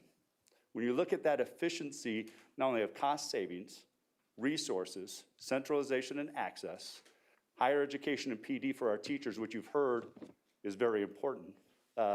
It's another good option that I just want to throw out there when you think about the long term. Rich? And directors, I also want to mention that we have assessed every single building component in this facility. From the roof down to the boilers, rooftop units, air handling units, and I want to say we are extremely fortunate. There was a 2016 addition to this facility. For us, it's very important that there's a 2-hour fire-rated wall that runs about 3/4 to the right in that facility. That's a clear line to separate phase 1 from phase 2, so we can perform upgrades for educational occupancy E as well as tenant finish in phase 1 and address phase 2 at a later date when we have funding. Thank you. Next slide. So when you look at opportunities that are available that are there, obviously educational programming is first and foremost. We also know at the same time we want to make sure this facility can be utilized from a variety of areas, whether that be from our schools. I know when you start looking at the cost, if you've ever talked with your high school leaders about the cost of prom, costs of homecoming, it is a significant cost to be able to rent facilities. This is set up through the courtyard as well as some of the globology areas that you could house these type of opportunities that are there. Centralized location for professional learning that is available, I think, for our staff as well as running virtual-based courses that are there for concurrent enrollment across the district for anybody to have access to. So when you find that unicorn teacher that is certified, you have the ability to then offer that centrally, which then could be available to all areas. It's also an area that we could house all of our district leadership meeting, and so there's not a fee or a cost that's associated with that as well. It's also having your higher ed partners immediately accessible to you as well, and creating this programming and those partnerships as well too, as well as looking at some of the things that Mr. Wise talked about, specifically about maybe consolidating some of our centralized office staff as well. And it's also a community resource. You know, you look at our mental health. We've had many conversations with Douglas County Youth Initiative, with a number of our community, and almost every group, we have support for families, but sometimes we misconnect in the dots. You look at the bottom piece, what a great way to put in a centralized county mental health facility and start to find those resources that go out, because that way we aren't trying to reach and try to figure it out. We start to have a purposeful, integrated, connected piece. And you look at the opportunity for office space with our county, with our libraries. As Mr. Windsor said, there is space to develop, and it gives us many options and opportunities to continue to grow and develop. So as we start thinking about this in the next slide, that also goes on to where are we with options and what are we exploring for our alternative campus? This too has been called out in the bond. This also will happen. So as we start looking at what do we have available, you know, we think about what's been said. When a door closes and Parker is over cost, financially responsibility, we and I needed to make that decision to say we need to stop and pause. But when one door closes, another one opens. And I think at times, when you open that door, you may surprise the options even better. We're exploring, next slide, ACC, Parker, and Chaparral. Starting those conversations. ACC has really started to bridge out, and you look at the STERM program. It's an amazing cooperation between Douglas County Schools, Centura Health, the hospital, and CSU. CSU from Fort Collins is offering programs and classes and working with our teachers to continue to expand that with not only STERM campus too, but also looking at CU South. So those partnerships with them creates, if we move and have a better opportunity to develop larger programs, connections, pathways, it also could create a building. And when you look at the possibility of this building and moving forward with ACC, it's very similar in square footage. It's already established.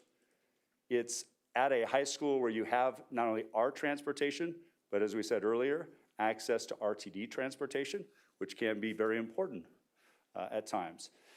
And when you think about this side, it's a key piece of when you have a facility that's already built and the environment itself is conducive to the educational philosophy, and it's a great location, on top of it's less, we're projecting out to be less expensive. So I think that's something we want to continue to explore, continue to partner with ACC, and move forward in the months to come. So that's a bit of a process, but they're excited. We're excited about the potential, and we'd like to see that come to fruition. But again, that's in a movement of process that we're going to continue to dive into. Next slide. In one of the parts that, as you all know, hiring is obviously one of the most important things that you can do in any role, no matter what it may be. And I will say I was extremely fortunate enough to be a part of a process to hire our founding principal for this site. And I would like to bring her up here. Some of you may know her from her time in Douglas County. We were able to steal back Miss Leanne Hain. I'd like to have her just quickly talk a little bit about what the program looks like. Good evening, directors. Good to see you again. Yeah, as we talked about last time, we talked about how challenging some of this project has been. And we talked a little bit about the heart of this new school is really going to be built around the entrepreneurial mindset. So how do we help these kids see and tackle the future with these skill sets and mindsets that will help them take on any project and find the intersection between passion and purpose? And so I find it slightly ironic and a little bit great that at the same time we've done exactly that in this process. So we've taken a great challenge and found an immense opportunity to move forward with. And so as we look at this new change in this campus that we would like to potentially move into, I want you to see how it really aligns with the vision of where we're headed. So we started out with this idea of a school that was really going to meet the needs of alternative experiences for our students in Douglas County. And what we really mean and focus on with that is that this is not just for at-risk students, but rather a different educational experience for any student who feels like they might not be getting what they want or need from their schooling experience. And so our school program is going to be very small. We're looking at about 150 students, and we're also wanting to add half-day and full-day programming. So when you look at these two campuses put together, there's a tremendous opportunity here. Students can come to us for half of the day. They can go to the Innovation Center for the half the day and work on those 2+2+2 pathways. Being close to Chaparral also offers some great opportunities for partnership and programming. The stars have truly aligned. The other great thing that I will tell you is looking at this campus, I came into already established plans at the Pine Drive campus. They were beautiful and stunning, and everything that's brand new looks wonderful.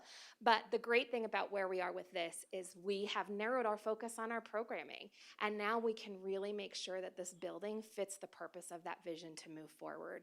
And so I think that's the tremendous opportunity that's come out of this challenge, and we're going to really embrace that and build that into our founding vision. So if you look at our graphic on the right-hand side here, this is what our school is going to be built off of. We really want to have this intimate project-based learning experience for kids where we have small classrooms, really focused teachers who will take content and use that as a vehicle for their learning experiences as they learn the heart of entrepreneurship. So how do we help them be future and workforce ready right here, right now, whether they choose to go on to college or not? And then how are we going to use work-based learning and the Colorado Essential Skills to measure and grow our students for success in those realms? So that's at the heart of our programming, and I just want to make sure that you can see as a result of this how this aligns with this new opportunity for us to move forward. And I thank you so much for the opportunity to really pause and rethink about what we can do to make this better to move forward. Thanks, Ms. Ann. You know, last few things. We wanted to make sure that, you know, our long-range planning committee, our mill bond oversight committee, and our financial oversight committee really had an opportunity also. We've been a part of some meetings. We've talked a little bit about the constraints with Parker, the added cost, and working with the town council and the delays, on top of the construction challenges. So we all know construction costs are up, no matter what you do. But we also want to make sure we got some feedback. Mr. Crossgrove and Ms. Katast is going to talk a little bit about our joint meeting the other night, a little bit of feedback, and also more feedback opportunities as we move forward within these spaces. Thank you, Mr. Wise. So as the slide says, we pulled together our relevant committees, the Fiscal Oversight Committee, Long Range Planning Committee, and the Mill and Bond Oversight Committee just last week. And as Mr. Wise said, this transaction is very much on a timeline that is somewhat expedited, and we recognize that. So wanted to gather these committees as quickly as we possibly could to get all of these different heads in the room to start gathering that feedback. There's a couple of quotes up here from a couple of our committee members. Overwhelmingly, the response was very, very positive. Words like, this is a no-brainer. You know, how could you not consider moving forward with this opportunity? So really pleased to hear that. We do have feedback opportunities that continue to remain open from our committee members. And some of the questions that were raised that we're continuing to explore is just around the overall cost of building out a building that is as large as CU South is. And I want to be clear that with the phasing approach, making sure that we leave space that is unfinished, we will make sure that these costs remain within what is currently allocated for the Alternative Ed and Innovation Center previously slotted for Pine Drive, so that we are not reappropriating any of our other bond funds in order to make this happen. We will stay within the confines of those existing allocations. Rich, I don't know if you wanted to add anything else? And that special joint subcommittee meeting was following a presentation to the Long Range Planning Committee, not only during the original letter of intent process, but also afterwards when Pine Drive became over budget, as well as the Mill Bond Oversight Committee. And there were no concerns and there were understandings about placing that project on hold. Thank you. So we will continue to explore those questions, develop answers. Some of them range from transportation and access. We will continue to look at that because some of that's a little bit down the road, but other questions with cost and what that looks like. In a nutshell, for CU South, the cost is under what it was at Parker Pine Drive to build from scratch. It offers more space, more programming opportunities, and really the opportunity for cost savings in the future to come back in for our tiered and possible other phases of need. So it creates that access of value and opportunity for the future. So this time, what questions do you have for us? All right. Well, first of all, thank you. You know, I think I know I can echo the excitement amongst my colleagues here when we can actually be envisioning in terms of the possibilities and the opportunities that are for kids. So this is exciting stuff. And this is the second time I've seen this presentation. And I know that Director Graziano over here is just reverberating almost out of control because this is what he's been after for a long time. So what a great way for us to have your final meeting to be able to focus on this. But I'm going to give Director Graziano the floor because I'm sure he has questions or feedback that he'd like to make. I don't have any questions because I've been fortunate enough to see this a couple times. I would just say the timing of this today, in talking and listening to several of our customers where I work at our global sales kickoff, we spent a lot of time listening to our customers talk about how the world of work will dramatically change, and as we know it, as we move forward here in the next few years, right? New skills, new things are required of our workers. So the notion that we here at Douglas County School District have the opportunity to lay a foundation for our students that will dramatically set them apart and provide them paths to start learning about industries, about technologies, continuing their education, whatever, in a way that's so far advanced, is so exciting. And as a parent, I'll echo a comment that I heard from one of the parents after the meeting was, I wish that my kids could still be part of this. So it's tremendously exciting. And again, being in the industry and working for a software company, seeing what customers are doing, seeing the kinds of things that are out there that we can provide our students, it's an exciting time for families and students in Douglas County if we can pull this all together. So I know kudos to the team who's behind all this, so thanks. So directors, we have probably a really short amount of time for quick comments. Two things I want to emphasize before ask other directors. One is that the alternative high school will open on time, as we originally had planned from our bond issue. And I think I just want to emphasize that. And I want to celebrate that a little bit, because in spite of all the glitches and the overcosts and all that, we still are going to have a school for those kids that need it on fall of 2023. Is that correct? So with the delays in Parker, it was actually pushed to January of 2023. When you look at where we are with the process of exploring and getting with ACC, we have an appraisal. They'll have to have appraisal. We'll look at the negotiation to go into a contract offer and move that forward. So all intention is to have it also be able to open January of 23. Okay. The possibility of that extending out could come. Anytime you have transaction pieces on top of construction, as I've learned in any of my home construction projects, there are strong possibilities for delay. But yes, we are tracking with the same timeline for both of those campuses, which is outstanding, on top of cost savings and a lot more positives right now, yeah. Because that's our priority. I mean, Correct. I think our priority is that we have students that need that alternative education. Correct. And even though we're excited about the vision and the opportunities, we need to make sure that that is a non-negotiable, that we get that school figured out as soon as possible. Exactly. The second thing I want to emphasize before I open up to directors is Ms. Kataska saying that she's making sure that the costs stay within what is allocated. So this is not costing us beyond our allocation. We're not reliant on our partners to make this happen should we get to a point of actually doing an LOI for it. We're saying we can do this with our current allocation, current resources, is what I heard from Ms. Kataska. Is that correct? That is correct. For everything that is planned for phase one, it is matching or slightly greater programming than otherwise would have been planned. That would absolutely come within the existing allocations for the previous Pine Drive site. Very good, thank you. All right, other directors. Director Holtzman and then Director Meek.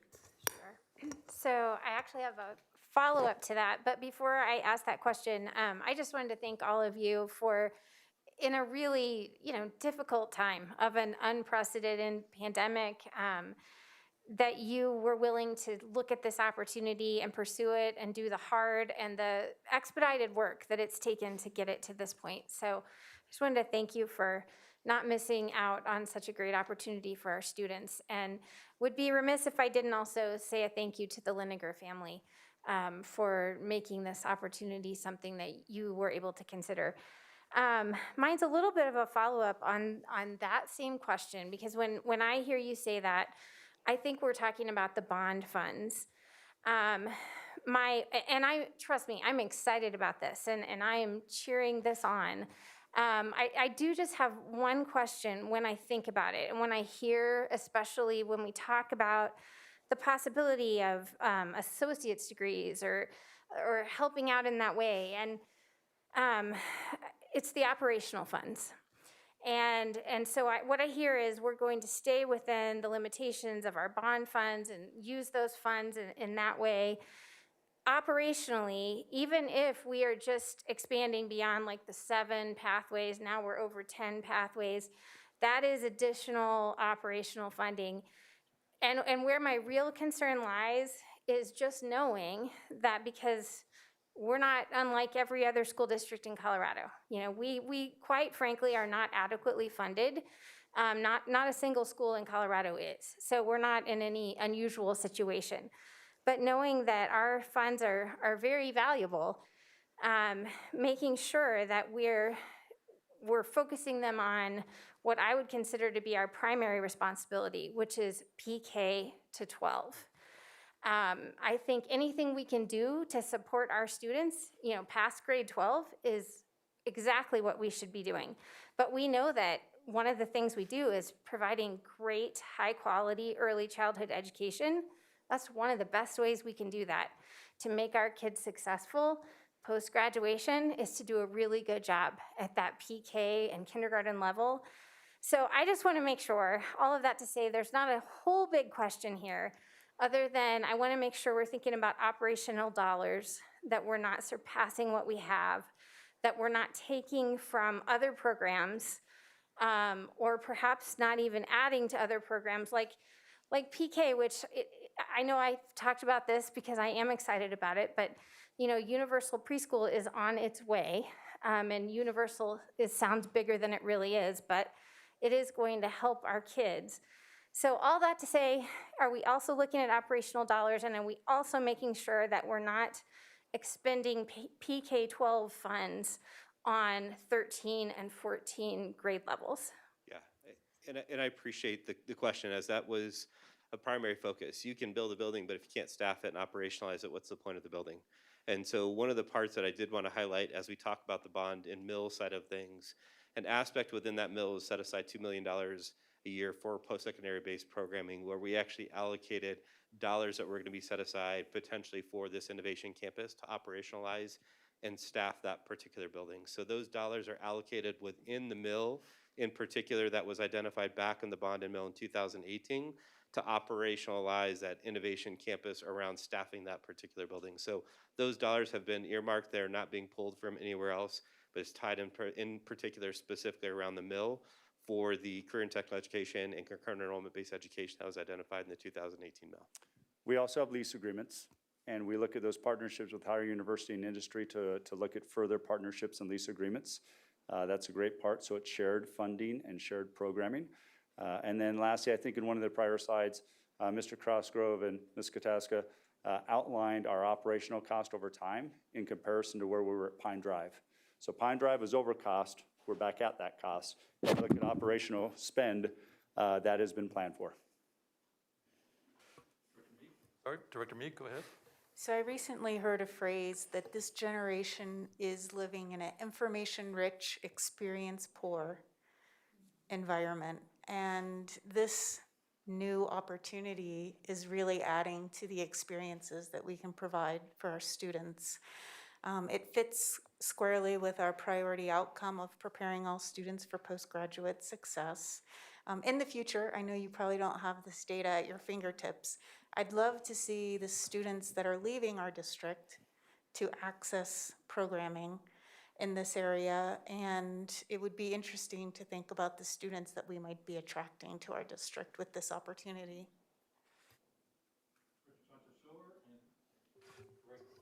Director Chancha Shore, and then Director Lung, and then we need to wrap this up. Directors, go ahead. So my question is in regards to the CTE programming that we could be offering. That programming and any acquisition of licensure or certification that kids can get, what, if you could or at another time bring how that's taxpayer dollar savings per child, per person.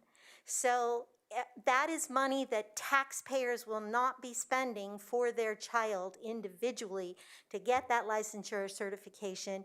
And could you elaborate about what that looks like at some point in time?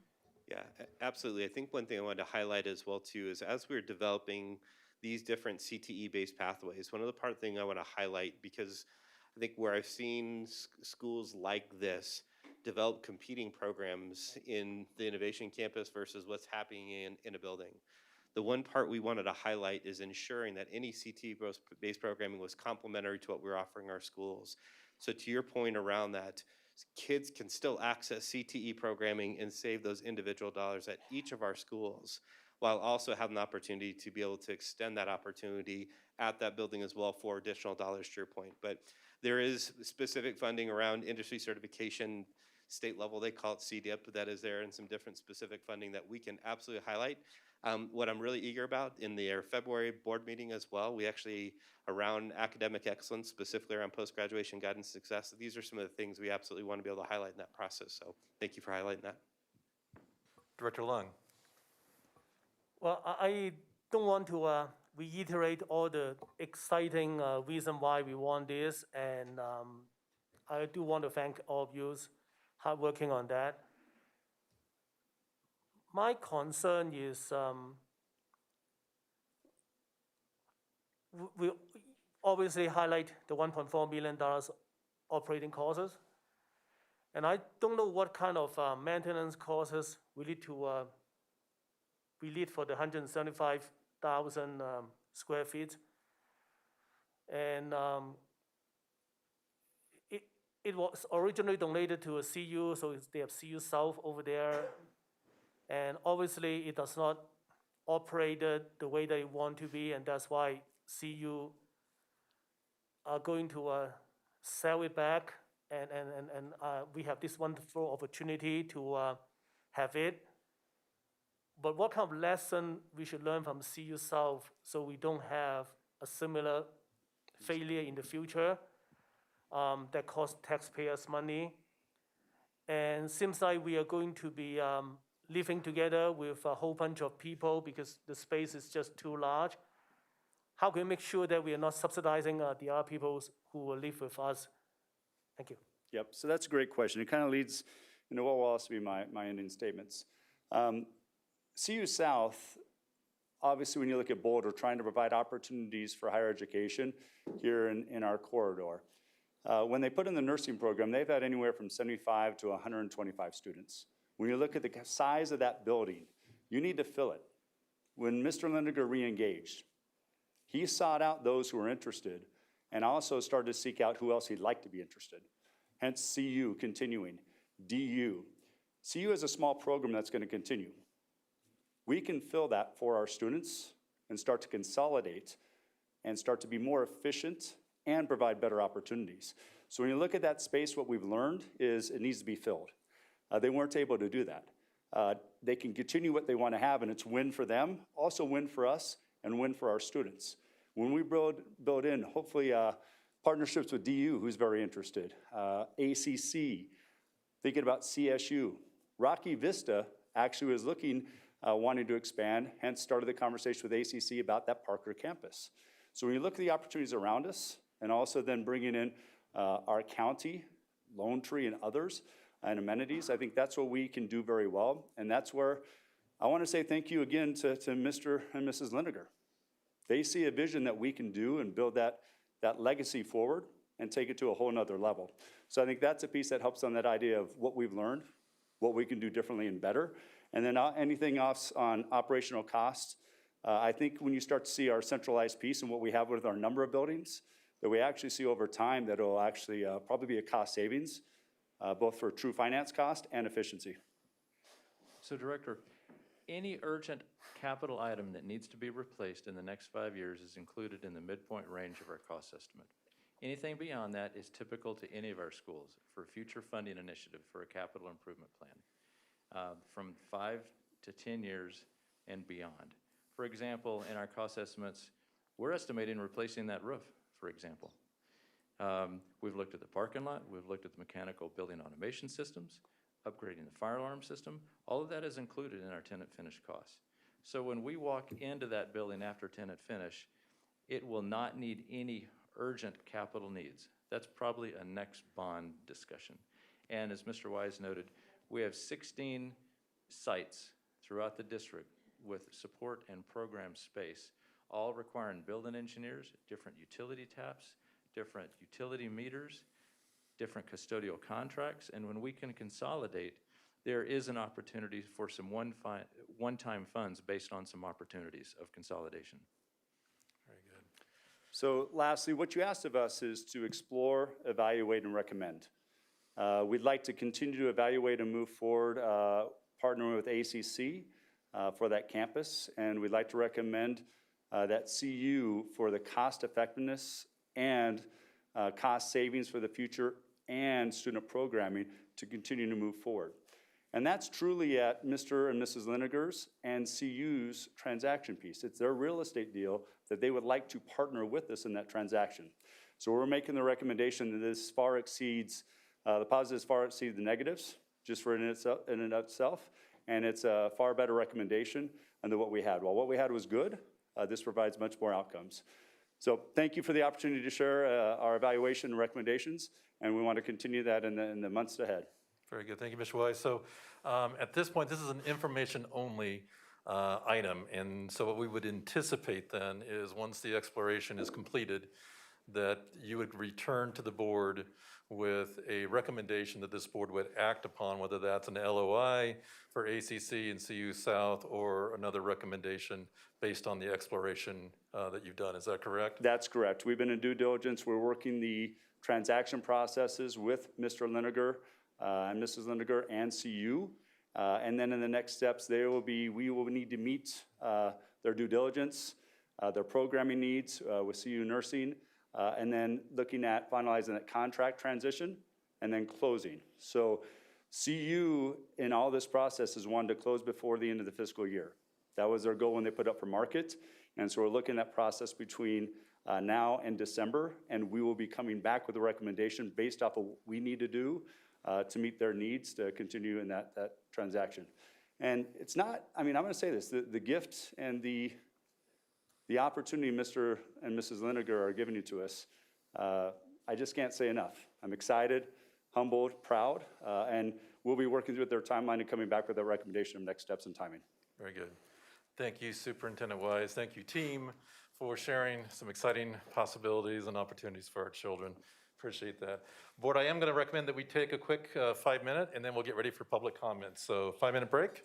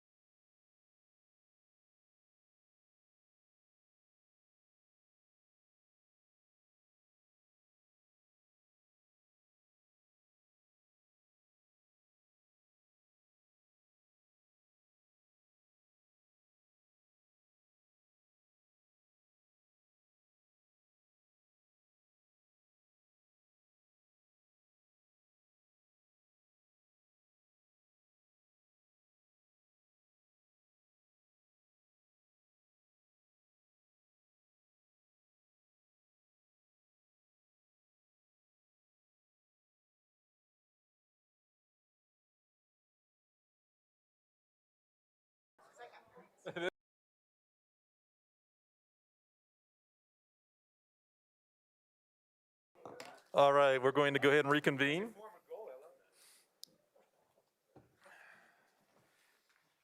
Next on our agenda is public comment, and before we start public comment, those of you that signed up to give public comment remotely, I've been asked that you check your email from Sandy Marsh, M-A-R-E-S-H. Evidently, there was an incorrect link that was sent out earlier today, so please check your most recent email for the correct link. There are 3 policies that guide how public comment to the board is received. Board Policy KE, Public Complaints, and Board Policy BEDH, Public Participation at Board Meetings, and Policy KFAA, Public Conduct on School Property. Policy BEDH states that comments be focused on policy matters, and Board Policy KE outlines the appropriate channels of communication for a concern to be addressed prior to bringing it to the Board of Education. For example, concerns that involve a child should begin with the teacher, then the building administrator, then the director of schools, assistant superintendent, and superintendent before appealing to the Board of Education. Likewise, concerns involving a specific board director should begin with contacting that specific board director first, then the board president or vice president, before presenting the concern to the collective board. Policy KFAA and Colorado law speak to protecting these meetings from disorderly conduct that intends to incite a breach of peace or obstructs from the ability to conduct this meeting efficiently and without disruption. Public comment is placed prior to action items proposed on our agenda, and it's also placed after staff information-only items so that the public commenters can hear information that may be pertinent to their public comments. Those wanting to make public comment were requested to complete an online form by 12 o'clock today. In order to maximize accessibility for all public commenters, the choice of presenting in person or remotely is provided. Again, those who signed up to provide comment remotely, please remember the following. Once called in, your phone will be muted until your name is called. Please make sure that you are not running the meeting on a computer in the background and that you are in a quiet environment.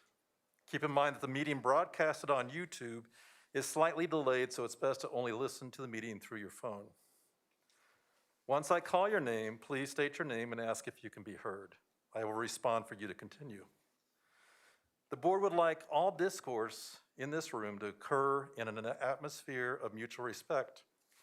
Everyone in this room plays an important part in the modeling of appropriate behavior and promoting an environment that is fair, safe, and dignified. To maintain this decorum and mutual respect, speakers are asked to refrain from using individual names in an offensive manner, as well as using derogatory statements or name calling. This only distracts from the issue of concern. The expectation is that everyone who speaks tonight is treated with respect, regardless of their perspective that they are sharing.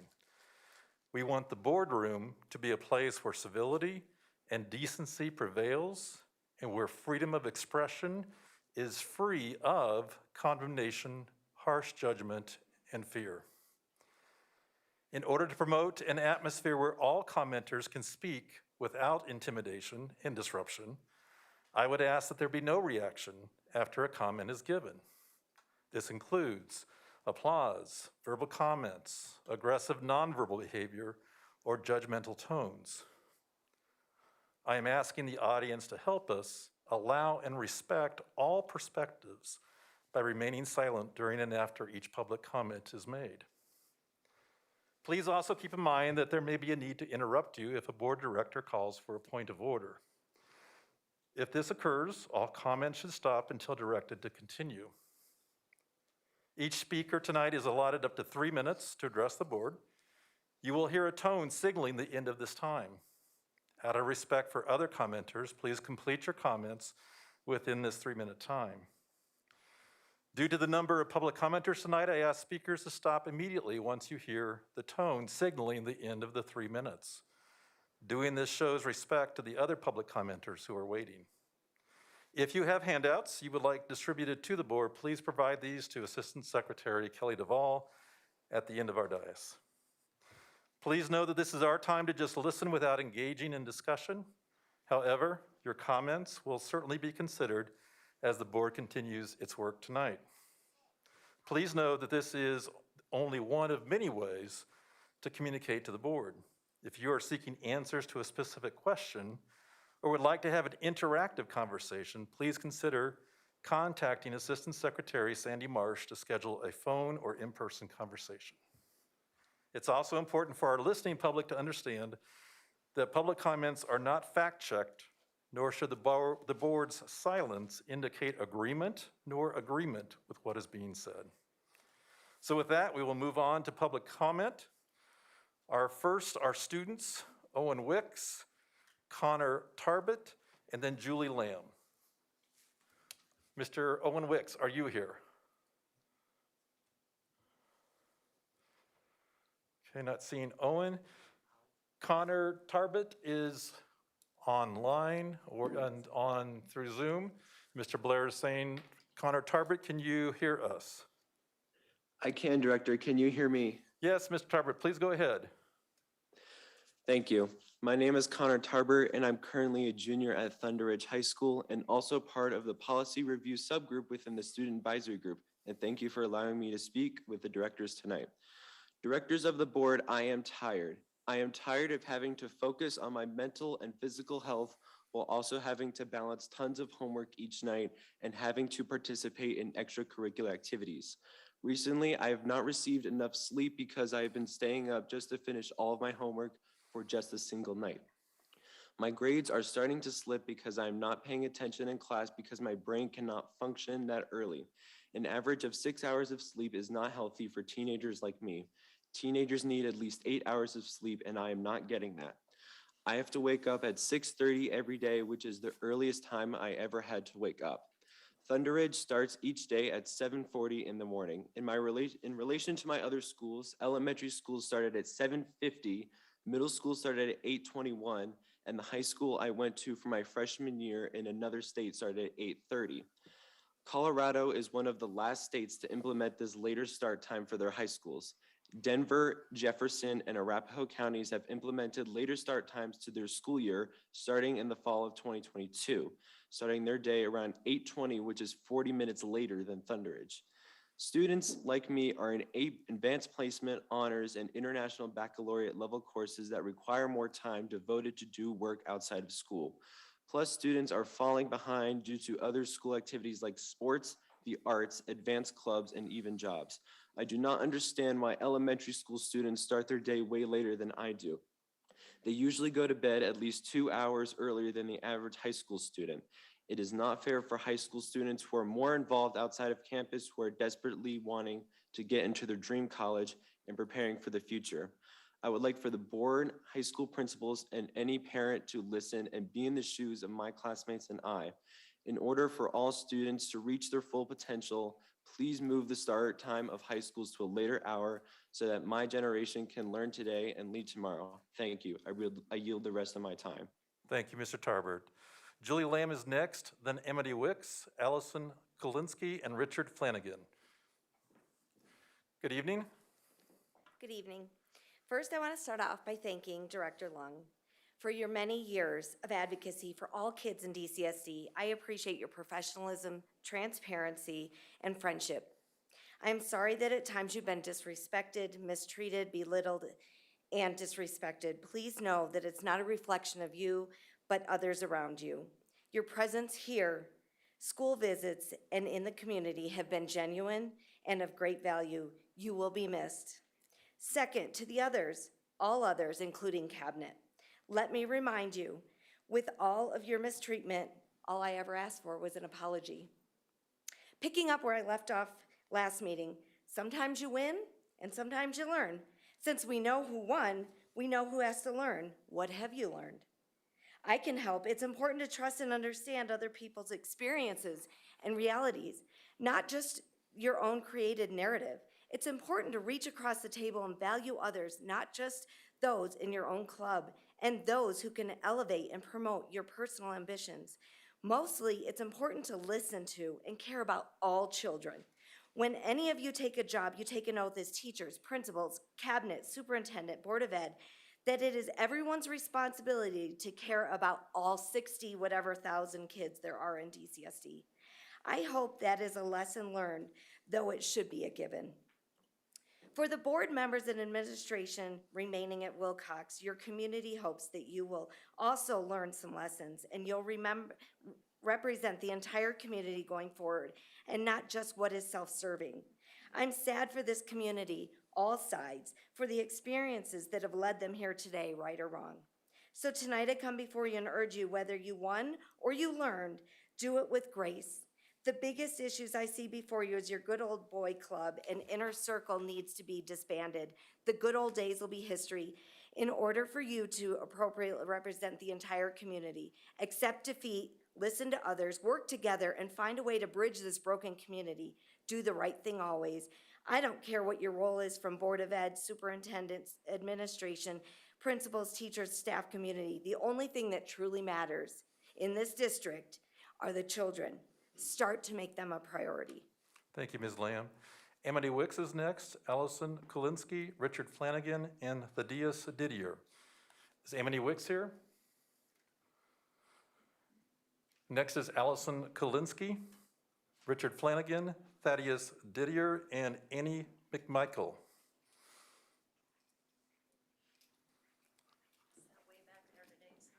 That's all right. Good evening. It took me a minute. On tonight's agenda was a proposal for the alternative education high school. And I want to take this opportunity to remind everyone on the dais that that was specifically outlined as a priority need for the bond MLO that was passed in 2018. I was heartened to hear some of you talk about that and to be reminded of that.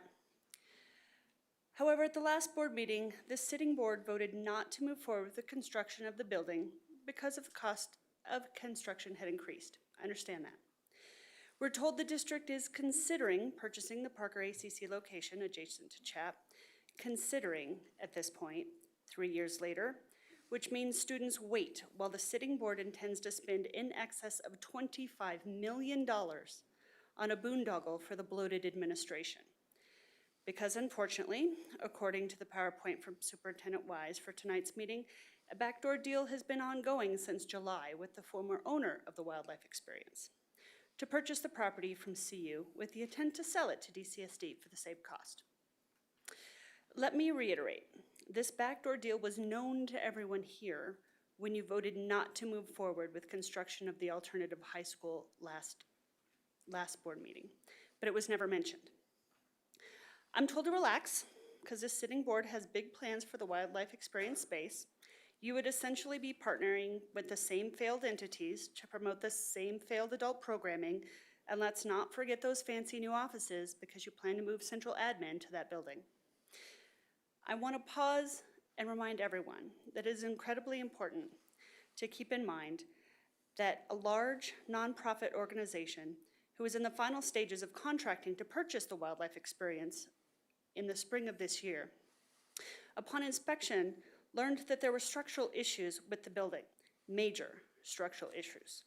And the taxpayers at this point are going to be responsible for that. And that's something we need to make absolutely sure does not happen. It confounds me, Superintendent Wise, that you found the time to invest countless hours to secure the former Wildlife Experience facility for an innovation center, something that was not included on the 2018 bond, much less a priority need, but could not yet find the manpower to secure a general understanding of what it's going to take to give the bare minimum of 150 slots to the students still waiting on their own space. It's disappointing that the sitting board continues to view students as an obstacle to their true intentions. The fact that the purchase of the Wildlife Experience facility has not been brought up until now highlights how wrong you know you are. It shows a continued lack of integrity, transparency, and stewardship of our bond money. We need buildings and programs for students, not a new building for administration and other adult-centered functions. Thank you, Mrs. Kolinsky. Richard Flanagan is next, Thaddeus Didier, Annie McMichael, and Alex McMichael. Mr. Flanagan. Good evening. Yes, good evening. I will begin where I left off from last time. On August 24th, hypocrisy was shown by some who did not wear a mask while other board members pulled their masks down every time they spoke, like this. This was all done in front of our kids. I emailed Superintendent Wise pictures of all of you. Doing so, not to mention the whole meetings on YouTube for everybody to watch, your hypocrisy. For those of you who were voted out, the only serving that I see that you've done was serving a lawsuit to 64,000 students and parents taking away their rights as Americans. You say that you're for the community. It would have been a good idea to have listened and not ignored the community while they were right in front of you communicating their concerns, whether you agreed or not. Now you're out and you can't ignore that fact. Concerning the rights of applauding and waving flags, I cannot believe I'm here in the United States of America having to use these words and verbiage to all of you. When the President of the United States speaks to the House, they are free to boo, applaud, cheer, wave flags, etc. This shows the very core of our nation. We're free. And we are free to do likewise. How dare you instruct us to behave un-American and do things that are unconstitutional? Applauding and waving our nation's flag does not create an unsafe environment. It is you who creates the unsafe environment whenever you attack a person's rights. Now, for those who like to label people, first of all, understand where a person stands. For example, I'm not anti-mask, I'm anti-mandate. Second of all, give us a correct label. Some of us are conservative, some of us are liberal. But together we stand as Americans, shoulder to shoulder, united as one. We are indivisible, and all we want is liberty and justice for all, not just for some who agree with your side, but for all. Laws are not made to protect an individual's feelings, but they exist to protect one's being. You serve in public elected positions in the United States of America, where government is of the people, by the people, for the people. Thank you. Thank you, Mr. Flanagan. Thaddeus Didier, Annie McMichael, Alex McMichael, and Matthew Smith. Is Thaddeus here? Annie McMichael, are you here? Good evening.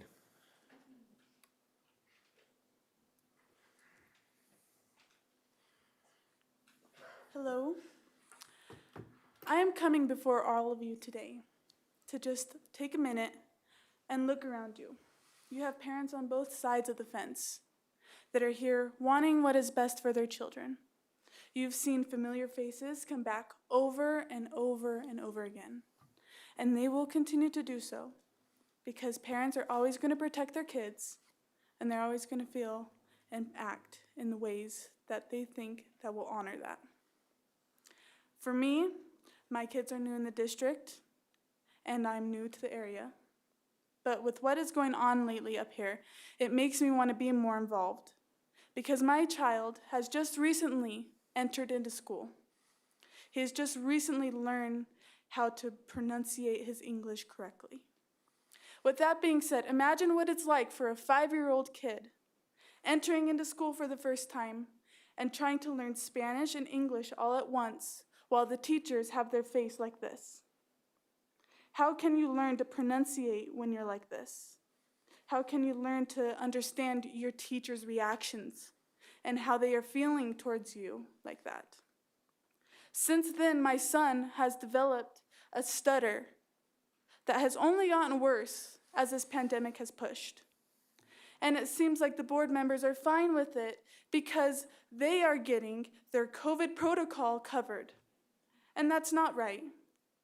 How are the kids supposed to go on and continue their education when they are being forced to do this and scared of the repercussions if they don't? It shouldn't be like that. You've heard children come here, even kids that attend the county, come here and tell you they don't like it. And yet you're still pushing it and not letting the parents have the right to choose. Look, I'm not against masks. If you want to wear it, fine. But the kids that don't want to wear it and the parents that want to have their kid choose to wear it should be allowed that right. This is America. This is about freedom. And this pandemic push with the masks had gone on too long.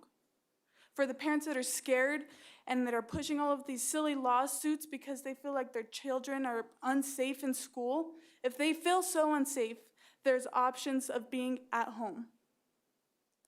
Children need to spread germs. They need to have their childhood back. None of you, and I guarantee none of you, wore masks when you were in school. You all had childhoods that I'm sure you remember, playing in the dirt and enjoying yourselves, and not being forced to wash your hands every 5 seconds, stand 6 feet away from your classmates, get isolated for weeks, even if you don't even have COVID, even if you've been exposed to COVID and you're healthy. What about immunity? Does that not exist anymore?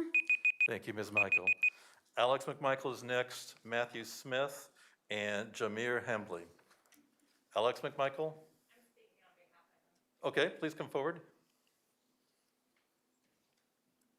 I'm sorry, when you come forward, you tell your name and that you're speaking on behalf of Alex McMichael. My name is Gina Belter, and I'm speaking on behalf of Alex McMichael. Very good, thank you. First, I would like to start off by the superintendent said he sends out emails of what's better for our children or what he thinks that needs to be done. We respond, send an email back of how we feel or was we questioned about this lawsuit, so on and so forth. Don't even get a response from him. Secondly, I'd like to come up with, my son is in middle school. Everybody wears masks. It's not an elementary school. Kids don't pull their masks down, so on and so forth. No, 29 of his classmates tested positive with a mask on and 3 teachers. So what is this mask helping these kids? It's not. Every one of them. And then the whole house got positive, and then the ones that were even vaccinated became positive. So why are we now doing these vaccination clinics for these kids that they're still gonna get COVID? I mean, none of this makes sense to me. This man mask date, my son has ADHD, anxiety, trying to go into school, trying to learn with his teacher, and isn't able to do that because of all of his issues. And per the Mr. Wise's emails that he's reached out to all these parents with the kids with special needs, the immune, I have not got reached out one time about this. And when you email him about it to ask questions about it, you do not get a response. So for me, I mean, it's your choice. You want to wear your kids. I mean, if the masks are protecting these children so much, have these parents allow their kids to wear a mask. If not, then don't make them. This is our parents' choice. This is our choice. And our county board of health decided against it, where we were able to opt out and opt in, and then the superintendent stepped in with all these parents, but yet we still do not know who these parents are because it was a simple email, is what he's saying, all the parents joined together, but not every parent in Douglas County was asked how they felt or anything along that matter. So that is all I have to say. Very good, thank you. Matthew Smith is next, Jamir Hembley, and then Jennifer Iverson.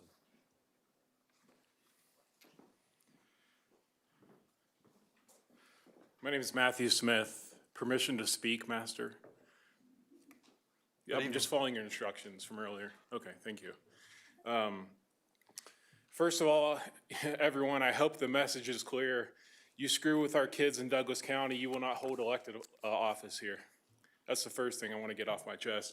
I didn't think it could get much worse than Tony Spurlock in Douglas County when he endorsed a defund the police liberal candidate. Director Ray, point of order. We're stop not the going time. to be using individual names and disparaging people. I can't talk about public officials, elected So officials. Mr. Smith, you in the can county. certainly refer to the public official Okay, title, I won't- and then I would ask IT if you'd put the time back to 2:30 to start the time again for Mr. Smith. Please go forward. Yeah, I will not use names.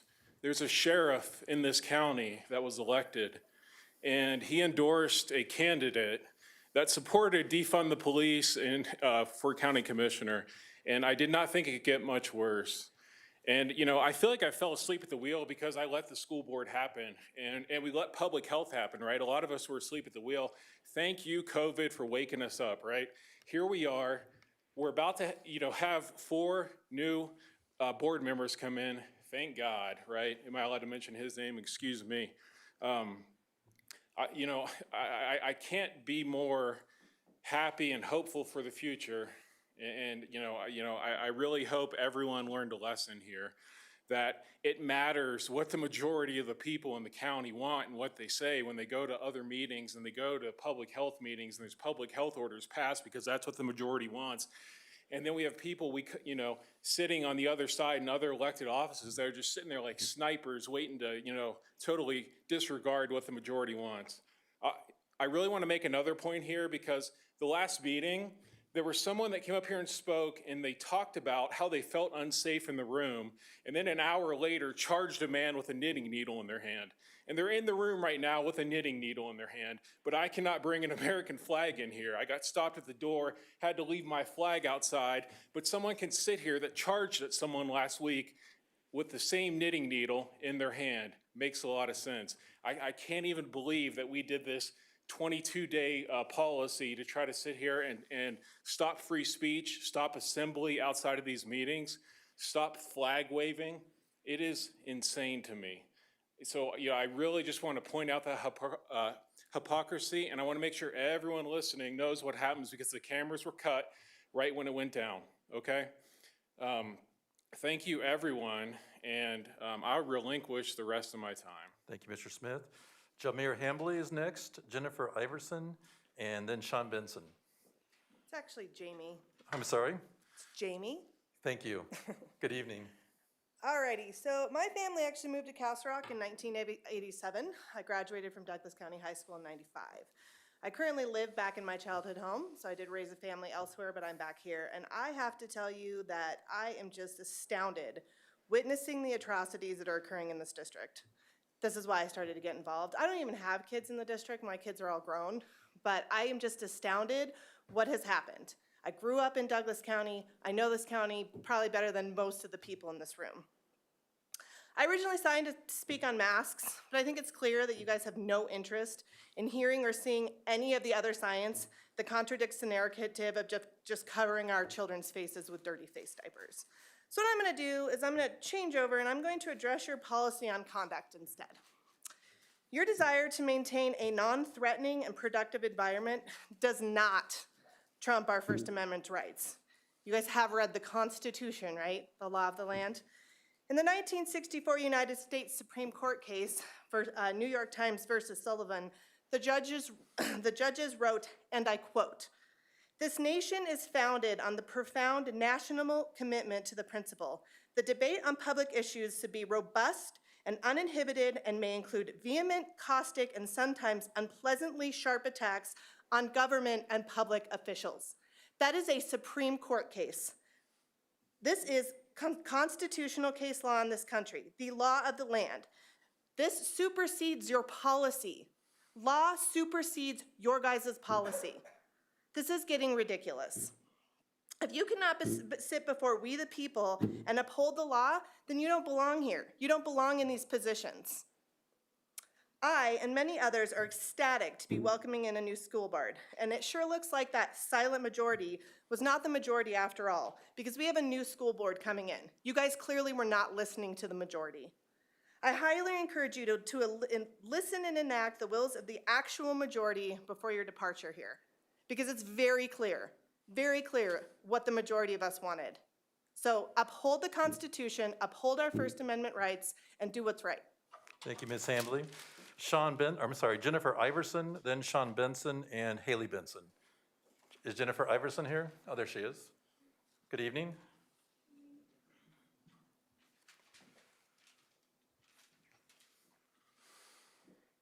Thank you for the opportunity to address the board, Superintendent Wise, and our cabinet.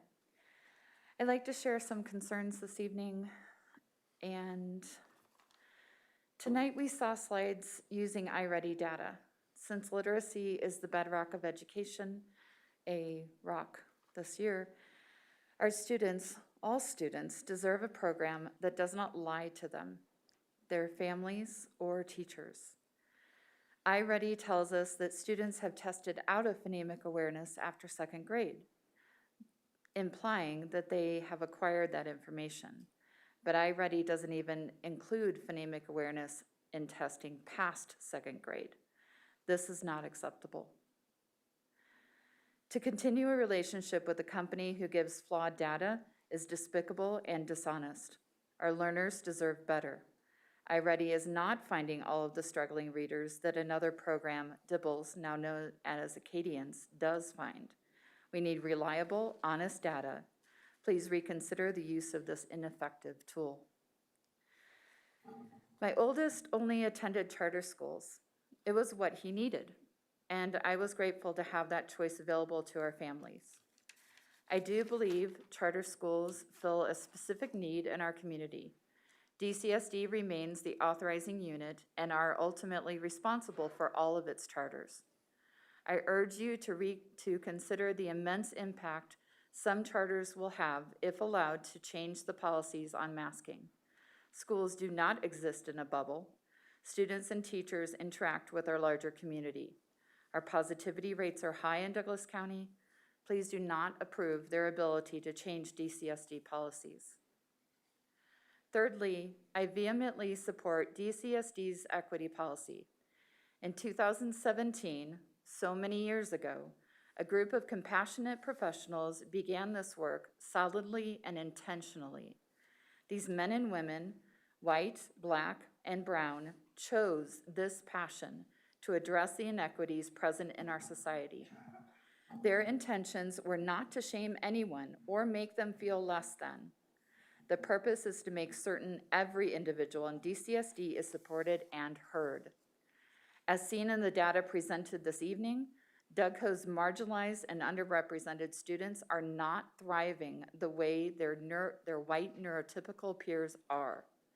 I hope my enormous hope for these students and for many teachers and staff is that the equity policy remains intact through the transition to our newly elected board members.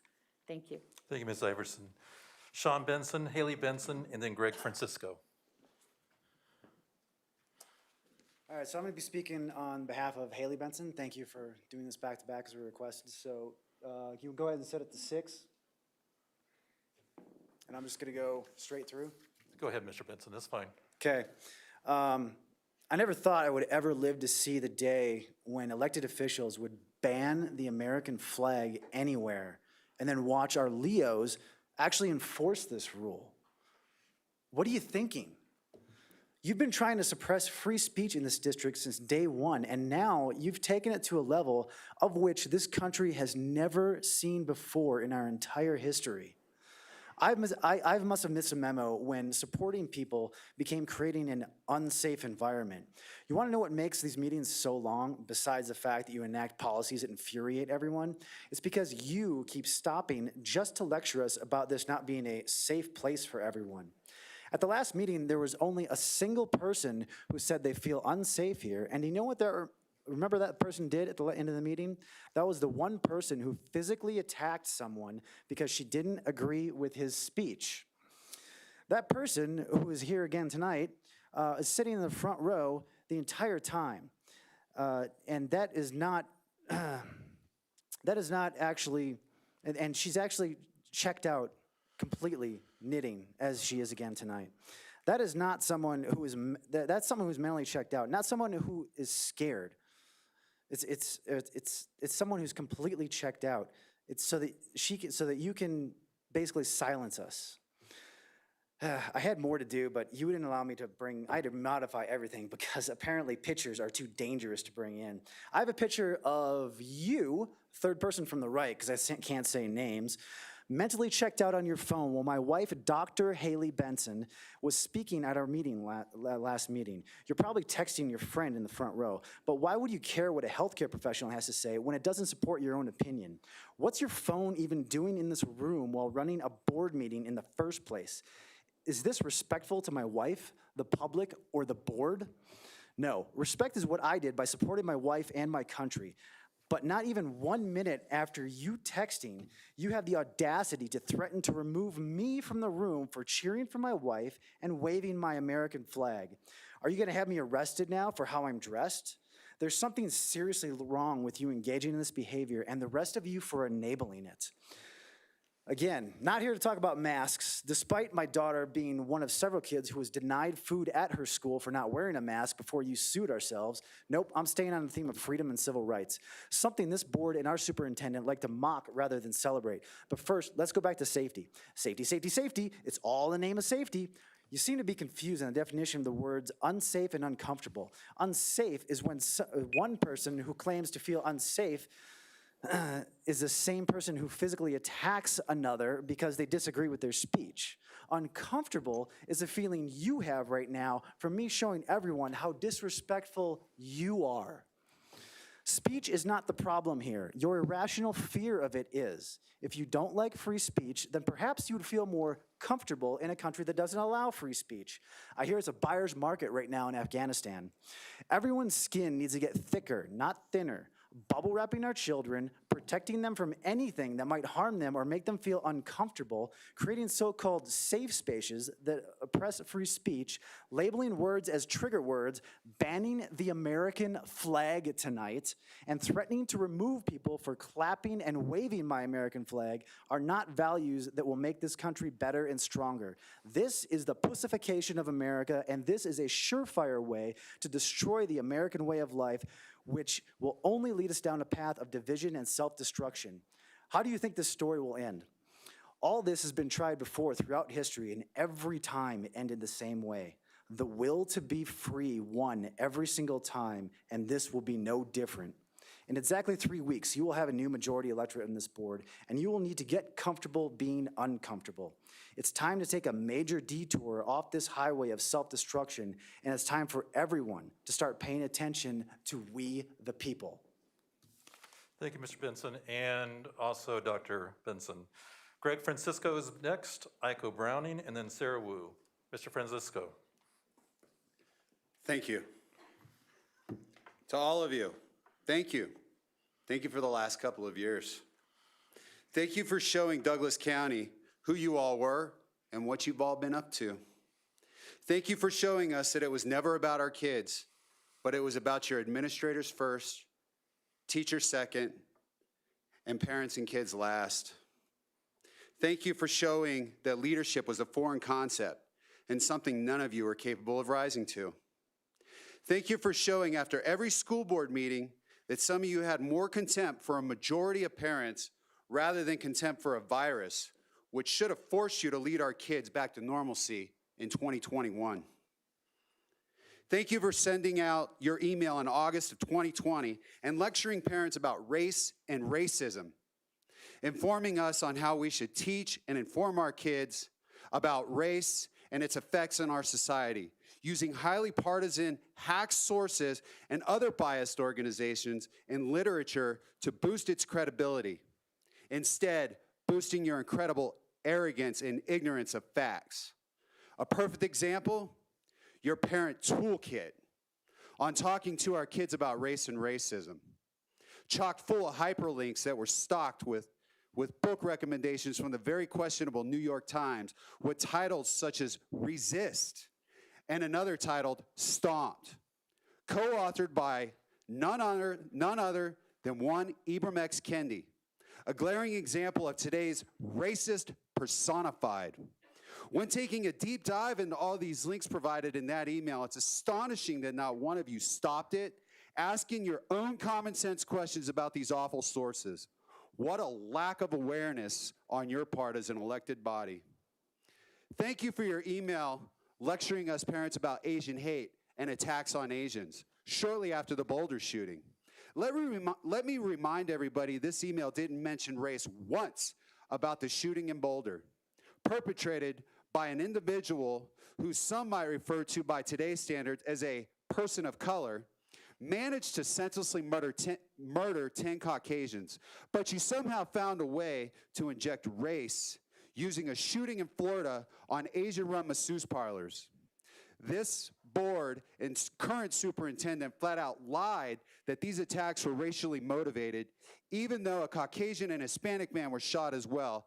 And the director of the FBI, not 2 days after the crime, stated it had nothing to do with race, but a sex addiction, an admission directly from the perpetrator himself. If truth is on your side, why did you have to lie? This type of correspondence should never have made it past an entire school board, much less the then superintendent who should have taken a stand before sending it. Next is Aiko Browning. I believe she's on Zoom, then Sarah Wu, and then Robert Marshall. Aiko Browning, are you there? Oh, she's here in person, sorry.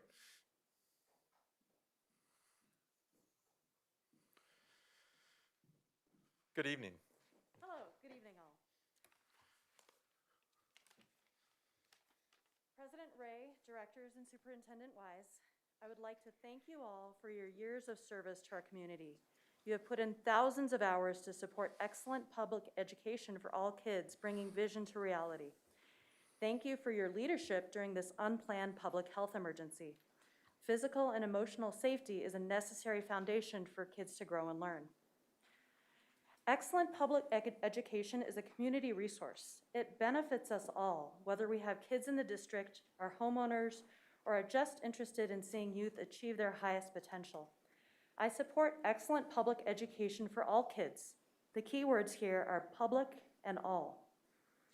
I would like to bring to the community's attention the issues of vouchers and privatization. There are individuals who would like to reinstate a private school voucher program, diverting public funds into private pockets. Private schools, such as Valor, have no requirement to serve all children, no requirement to educate LGBTQ children, no requirement to educate children such as my son, who has special needs and receives education in the significant special needs classroom. Diverting public funds to private pockets would harm Douglas County School District and harm the common good that is excellent public education. I ask all of those here and listening remotely, do you support excellent public education for all kids? I yield my time. Thank you, Dr. Aiko. Sarah Wu is next, Robert Marshall, and then Carolyn Williamson.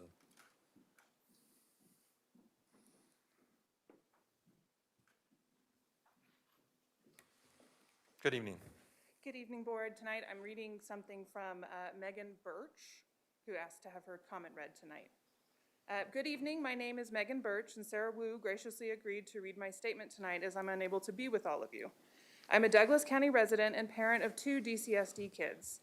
Thank you, directors and Superintendent Wise, for your time tonight.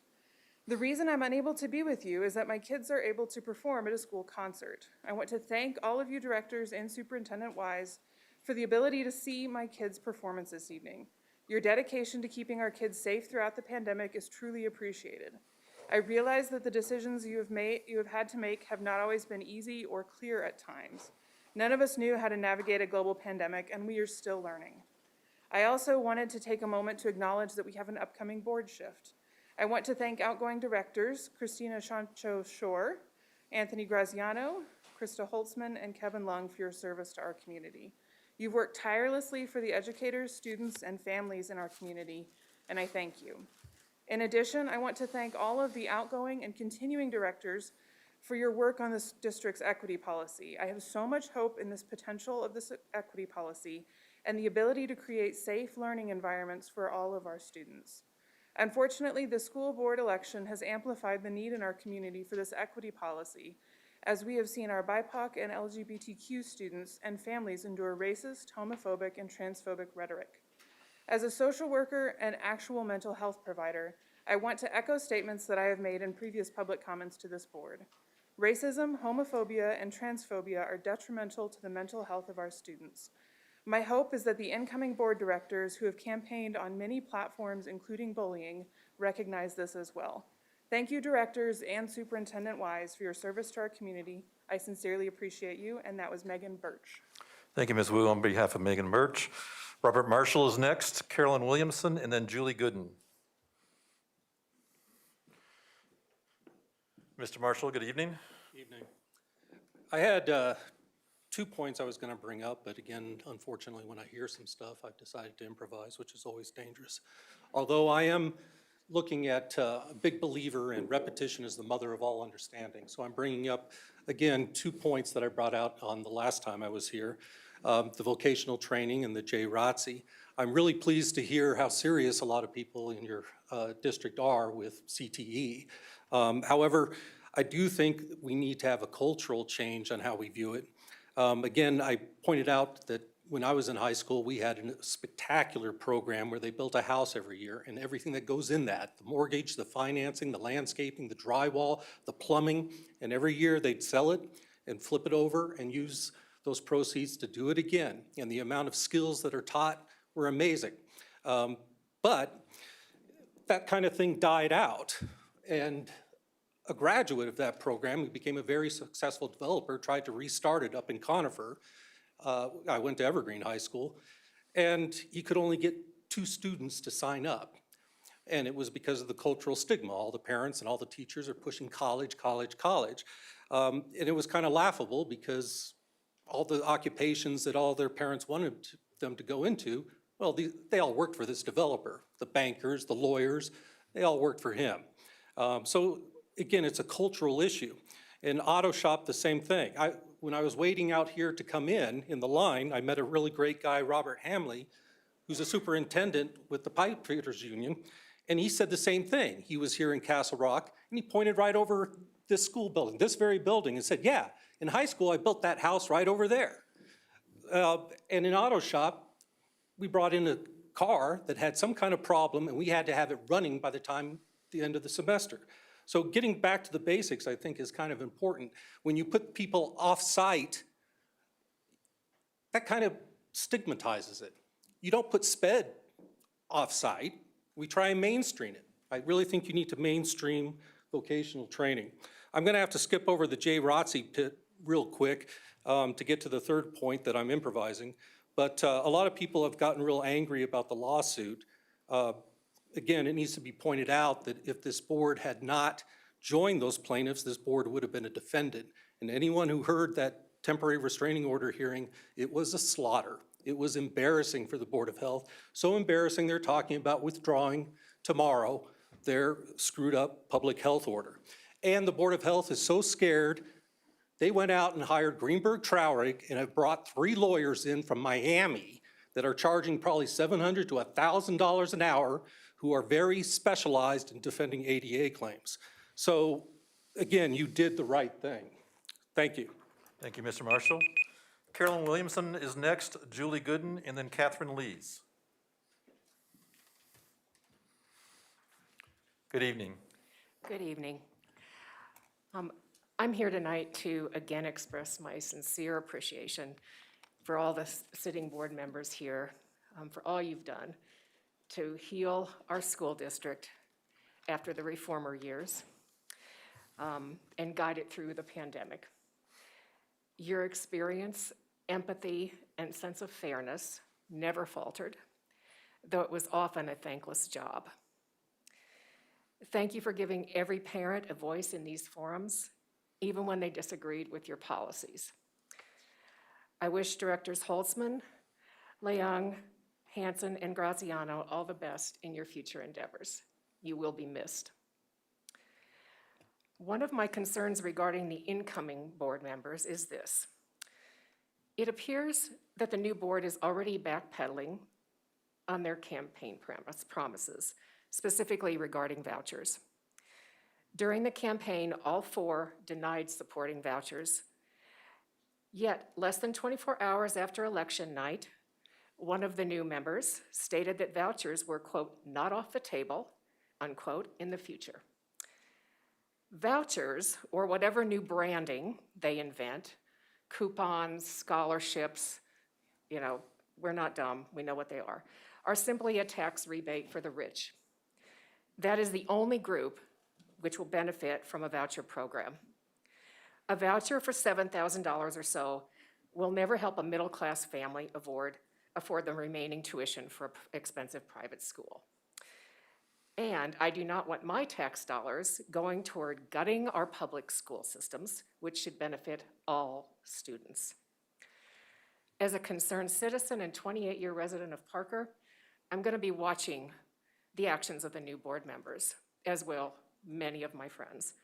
I hope they intend to follow through on their well-documented campaign promises regarding working with the remaining board members and Superintendent Corey Wise, as well as to give all parents a voice, even if they disagree with their supporters.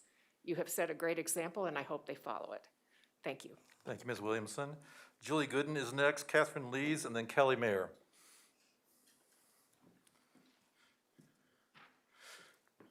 Good evening. Good evening, directors and Ray and Corey. Nice to see you guys. I stand here exhausted and worn out. I'm deciding if it's a fight or a flight moment that wins this round, but right now, neither are winning. I instead have chosen hope. This community has been my home since 1990, a 1994 graduate of the Highland Ranch High School, and I have 3 children. One's left the district, but 2 currently in the district. I speak to you as our leaders in this district and to others that are listening. We have to do better. We have to want to do better. I know I'm not alone. I know there are others out there that can see multiple perspectives, can speak to the challenges a district this large has, but are eagerly and desperately wanting to stop fighting and start finding common ground and love for our neighbors. Communities are meant to lift us up, carry us through, and guide our children. You will hear me say the more eyes on our children, the more they know they are in the company of loving, caring adults that will keep them accountable, the safer, more respectful, and thoughtful our kids can become. Right now, that's not what we're showing them. Although I'm facing you right now, I know many in the district are listening. Let's not divide. Let's come together with open hearts and common goals. Let's share table conversation, look each other in the eye, and understand one another's hearts. We are on the precipice of a cliff that we may not be able to recover from as a community. Our kids are watching, and they deserve to see us figure this out. Thank you, directors and Mr. Wise, for leading this room with decorum. I do hope our future leaders realize that they too deserve the respect your positions hold. We can do this. I know we can. I yield the rest of my time. Thank you. Thank you, Ms. Gooden. Kathy Lees, Kelly Mayer, and then Liz Wagner. Good evening. Hi, I'm gonna wing it, so. My name is Kathy Lees. I'm speaking on behalf of myself tonight. I am a parent of 2 high schoolers. First, I'd like to clarify to the audience, I have spoken and gave public comment at the state, county level. The rules that are applied at these is not free speech. You cannot wear anything you want at the Capitol. This is how we function and govern. It is not the same as many different things. You cannot behave any way you want. This is how we do business. And when people stop us from doing business, we can't get the job done. And so I just wanted to point that out. I was gonna say something nice about district planning staff. As a member of the LRPC for the last 4 years, I know how hard they've worked. And I appreciate how they keep an eye on costs, and they are always looking at opportunities that can reach, that they can meet the goals of these kids with a fiscal stewardship. And I really appreciate that. And finally, I wanted to give my heartfelt thanks to Director Chancho Shore, Director Graziano, Director Holtzman, and Director Lung. I have watched you all work. I have been on board meetings, been at board meetings, at committee meetings, at retreats. I know how much you care, and I thank you from the bottom of my heart that you have moved this district forward. And while some may say you haven't done a good job, I know you have, and I thank you very much. Thank you, Ms. Lees. Kelly Mayer, Liz Wagner, and then Michelle Kellogg.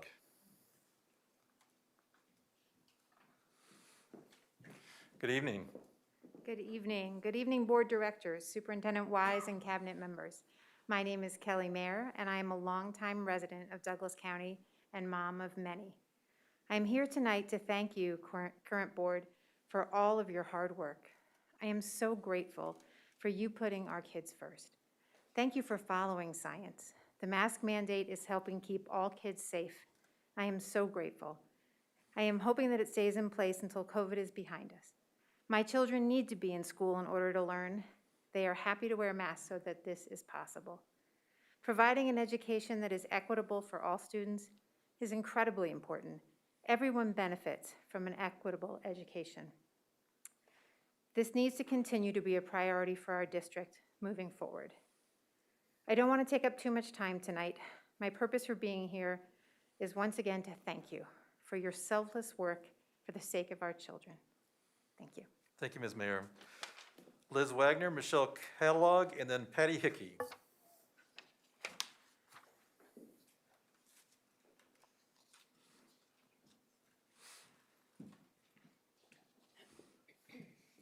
Directors. Good evening.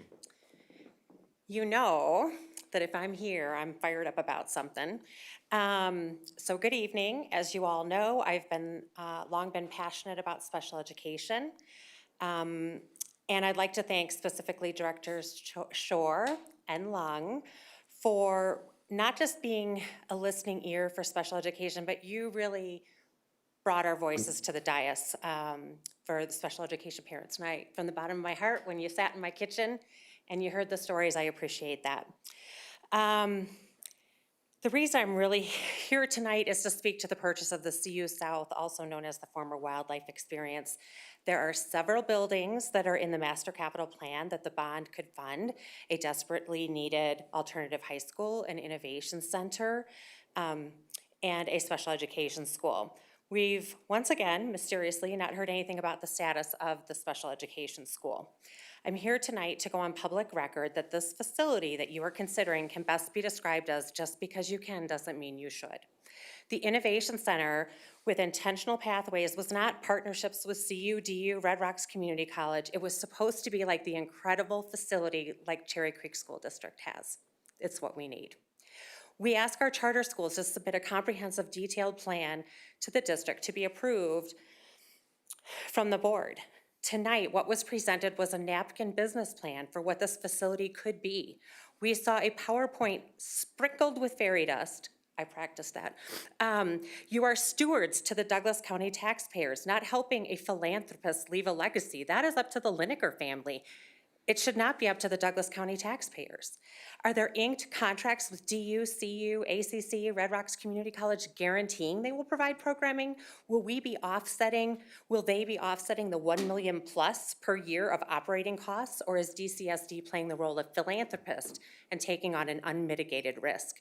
As Director Lung stated in April, business people first define exactly what they need in a property, and then they go find that property or build it.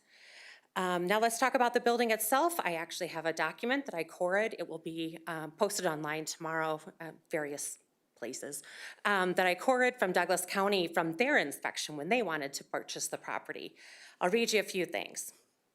Where am I at here with time? Exterior grounds, numerous parking lot settlements and drainage issues. Closest ADA parking is too far from the building, not compliant. Exterior roof needs to be replaced. Numerous signs of current and past leaks within the facility, as well as identified tears in the roofing membrane. Parapet precast wall movement laterally with broken welds. Parapet cap rebar is too close to the surface and has popped from freeze thaw movement. See pictures, I've got those too. All right, thank you, Ms. Wagner. You're welcome. Michelle Kellogg is next, Patty Hickey, and Randy Curtis. Good evening. Good evening. First, let me say thank you for allowing me to speak tonight. While I have watched many meetings live, this is my first time either attending in person or speaking. Second, I want to tell you how much I appreciate the efforts you've put into COVID mitigation protocols for our schools.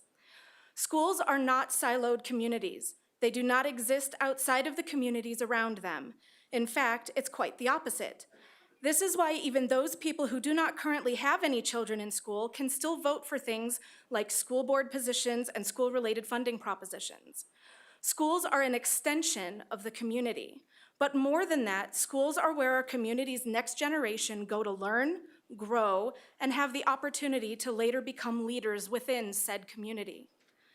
Unlike boarding schools, where, generally speaking, students do not have much access to the communities around them outside of their school grounds, public schools have no control over where these students go, who they come in contact with, etc., outside of school hours. This knowledge, combined with understanding that schools are but a younger subset of our communities, reinforces how important any COVID mitigation factors are put in place. Yes, children are least likely to have severe cases of COVID, but that is not the case for those children with other health issues, such as cystic fibrosis, cancer, even those in remission, as well as those with asthma, let alone those who children may come in contact with in the community, from the elderly neighbor to the grocery store clerk who is taking care of their cancer-stricken mother, and so on. Helping to mitigate spread at the school level can help to mitigate spread at the community level. It is because of this that I implore you to not grant to charter schools, which are still an extension of the community, the requested exemption from the current communicable disease policy. Doing so would undermine the very nature of a communicable disease policy. While your decisions specifically target the schools, students, and school personnel themselves, the implications on this matter can be far-reaching throughout the community as a whole. And finally, to Directors Lung, Holtzman, Chacho Shore, and Graziano, thank you from the bottom of my heart for your service here on this school board. While I may not have always agreed with everything that's been done over the years, from a personal standpoint at least, I truly believe that you have done your very best to ensure that you looked out for the welfare of all district students, teachers, administration, and other personnel. You have looked at the needs of the many rather than the wants of a few, and that is no mean feat. The likely thousands of hours you've put into the betterment of our community as a whole is appreciated beyond words.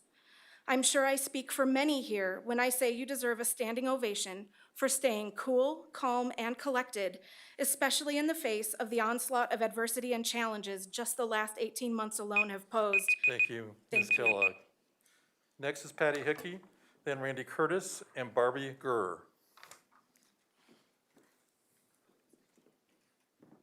Ms. Hickey, good evening.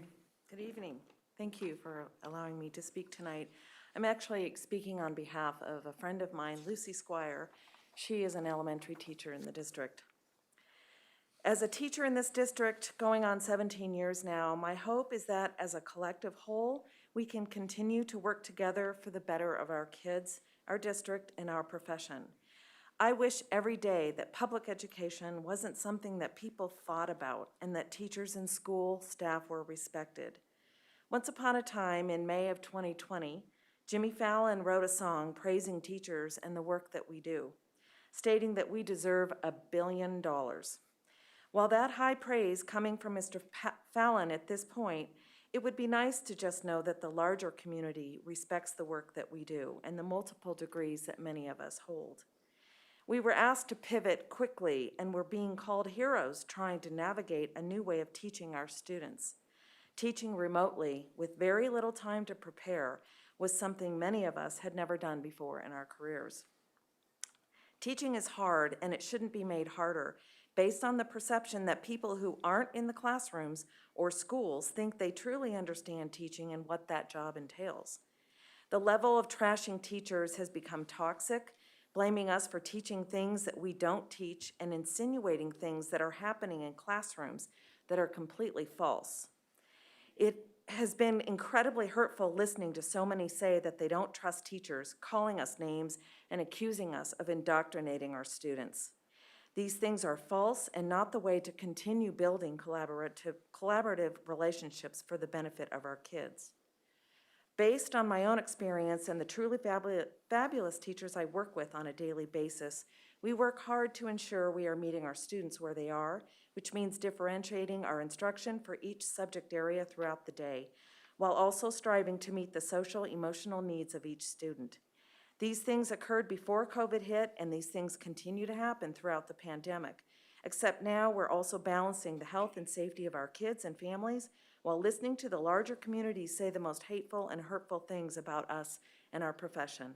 Not only are staff and teachers listening and watching, but so are our students. Public education within a public school is to teach kids what they need to know in order to go out into the world and be great contributors in a multitude of capacities. Public education within a public school serves the purpose of teaching all kids what society needs them to know. I hope and I believe that the community staff, teachers, parents, and students can all work together by building each other up and not tearing each other down. Thank you. Thank you, Ms. Hickey. Randy Curtis is next, Barbie Gurr, and Jenny Brady. Good evening. Hi. Whew. I'm going to be a little boring. So I'm Randy Curtis. I am a community member, a parent of 2 Douglas County students, and a special education advocate. I'm concerned with the district's priorities when I hear the district is talking about acquiring a building that will not address the needs of our growing group of students who will require interventions. I want to share with you some data that was obtained through a Cor request. And this is not just one Cor request. I've been keeping your legal department very busy. Sorry about that. And some of this data is available on the CDE. So when I look at the SAT scores for our current seniors who took the SAT in April of 2021, there are 574 students, or that's 13.3% of the students who participated, who may need to complete a capstone project or another method to obtain a diploma because they did not meet the expectations on the SAT. And those expectations, by the way, are adjusted, so it's like a 480. Of those 574 students, only 287, that is exactly half, were on an IEP. Of the 287 students on an IEP, 141, another half, would not meet the expectations of the SAT. So I'm requesting, this is a big request, I'm requesting that the district find those students, find those senior students who are about to graduate, and offer them remediation in order to prepare for their post-secondary goals.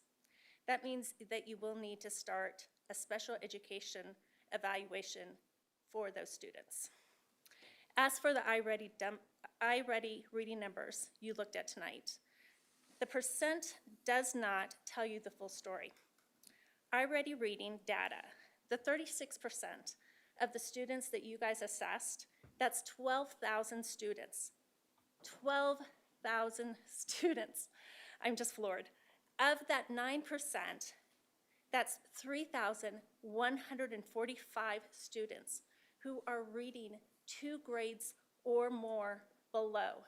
Then there is another 8%. That is 2,795 students for a total of 5,940 students who are reading at least 2 to 3 grades below their peers. We need to find those students. We need to figure out who they are.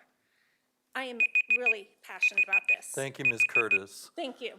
Barbie Gurr is next, then Jason Cassay, and then we will go to online with Kelly Dixon. Barbie Gurr, are you here? Jason Cassay?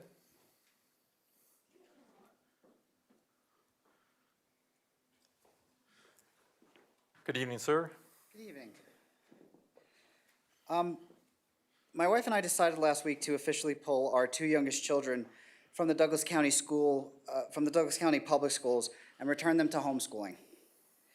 This was done for 2 reasons, with the first being the lack of support from the school board to make sure that both my daughters' needs are met. The second reason is that they were caught in the middle of the lawsuit against the PHO. We're tired. We're tired of participating in what has become a game around our children's education. When you don't want to play a game anymore, you walk away, and that is exactly what we as parents are doing. Our oldest child is still part of the public education system for now, and with 3 of the board members still retaining their position, you, along with the newly elected members, have an opportunity to demonstrate that things are going to change for the better. An opportunity to reestablish consistency and transparency. An opportunity to find ways to not drag my kids through the muck and to provide them with a normal school year. An opportunity to repair the trust that was lost, and an opportunity to let teachers just be teachers. We have our kids enrolled next year at a charter school that so far has been able to insulate students from what has been going on, and they just focus on education. Maybe if we can get to a place where all kids are put first, we can keep our oldest in the public school system and return our 2 youngest as well. Then we can go back to a focus on academics, social and emotional development, instead of mask mandates, vaccines, and the overstepping of bounds by teachers and administrators. Our kids have to be able to trust their teachers and principals again. We want to know that when we drop our children off at school, that they are safe, supported, and receiving a non-biased and well-rounded education. In a few weeks, we have a new board with fresh ideas and a balanced perspective. It's an opportunity to course correct. For the 3 board members staying, you still have a choice. You can choose to put our kids first. You can choose to follow through on promises that you made to the students' parents of this and the parents of this community. And you can choose to stop your attempts at silencing our First Amendment rights here in these meetings. I'm asking you to stop fighting so hard to disagree with us and instead fight just as hard, if not harder, to understand us. Marcus Aurelius once said, "That which isn't good for the hive isn't good for the bee." What good is our success if it comes at the expense of others? Thank you. Thank you, Mr. Cassay. Going online now, we'll begin with LaTanya Brown, Kelly Dixon, and then Jessica Kaiser. LaTanya Brown, are you there?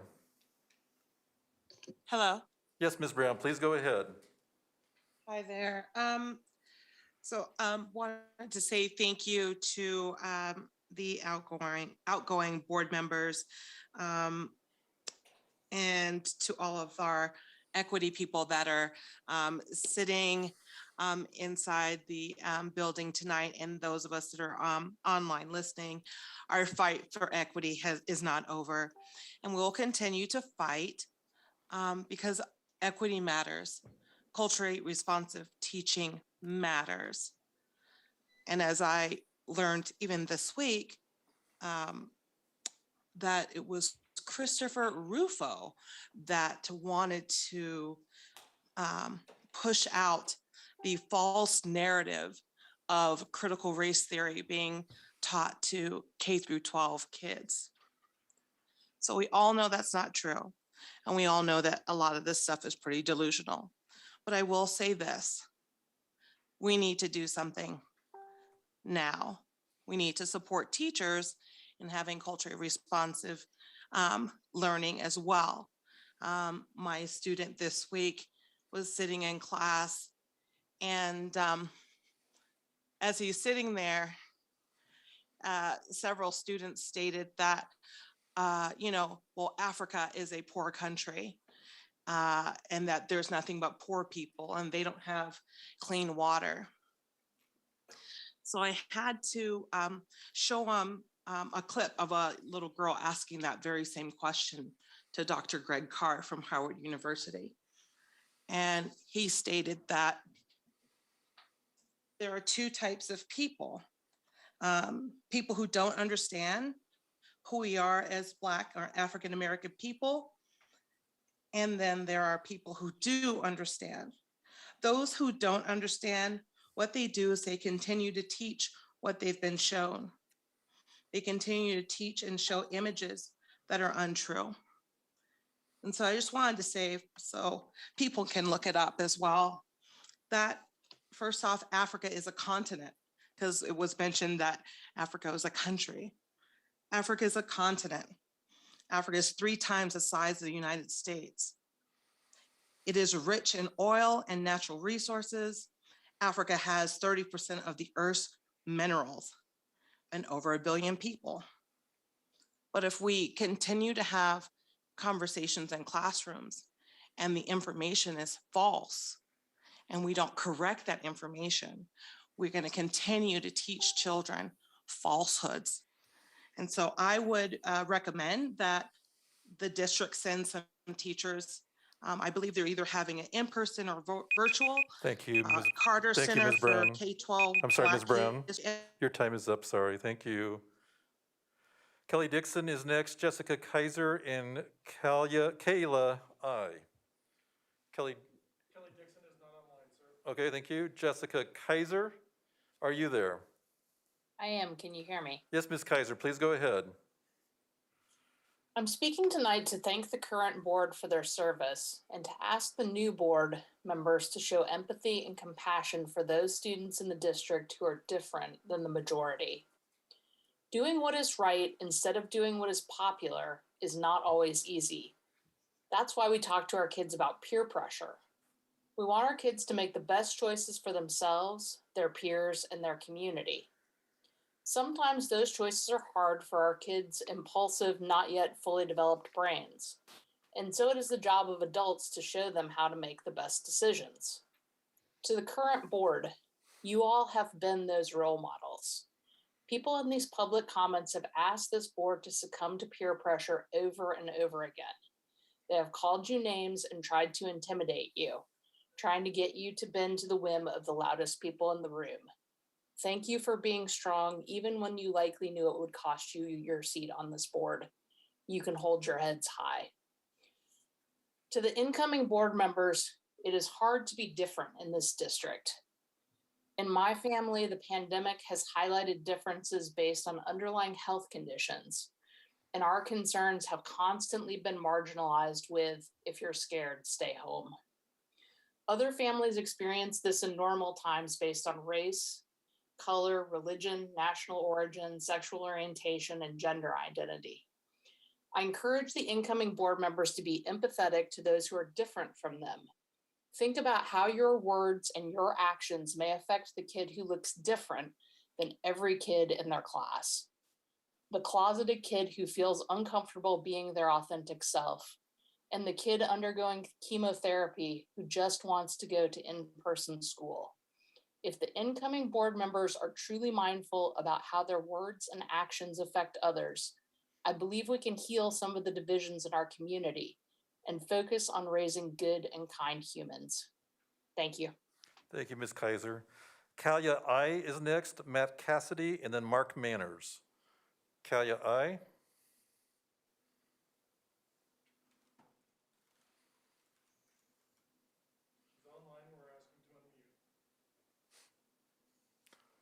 Kalia, we're asking for you to unmute. Can you hear us now?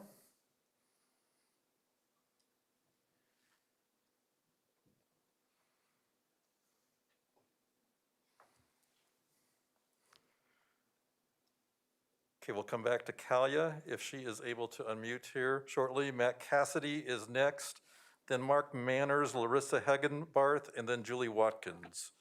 Matt Cassidy, are you there? Yes, sir. Good evening, directors. Can you hear me? Yes, Mr. Cassidy, please go ahead. Thank you.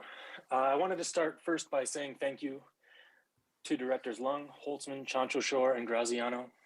I so appreciate the time you dedicated to this community. While we've had our differences about how best to do that, there's no doubt that you've worked hard, you cared, and frankly, you did a hell of a lot more than I did. So thank you. To the remaining board members and to the incoming board, I hope you all took note of the will of the people that was reflected in last week's election in direct response to the policies and conduct put into place by this board over the last several months. More particularly, it happened because parents were roused from their slumber, took note of what was going on, and decided to get engaged. Parents showed up in droves to fight the restrictive, divisive, and at times un-American policies you have put into place. I've been one of them, as you know. And I say, as you know, because a friend who signed up to speak at this meeting alerted me to the fact that you had put into place a ban on tailgate parties and tents at school board meetings in direct response to the tailgates and tents that I helped arrange with some of my friends. The parties were collegial and welcoming to literally every person who walked by.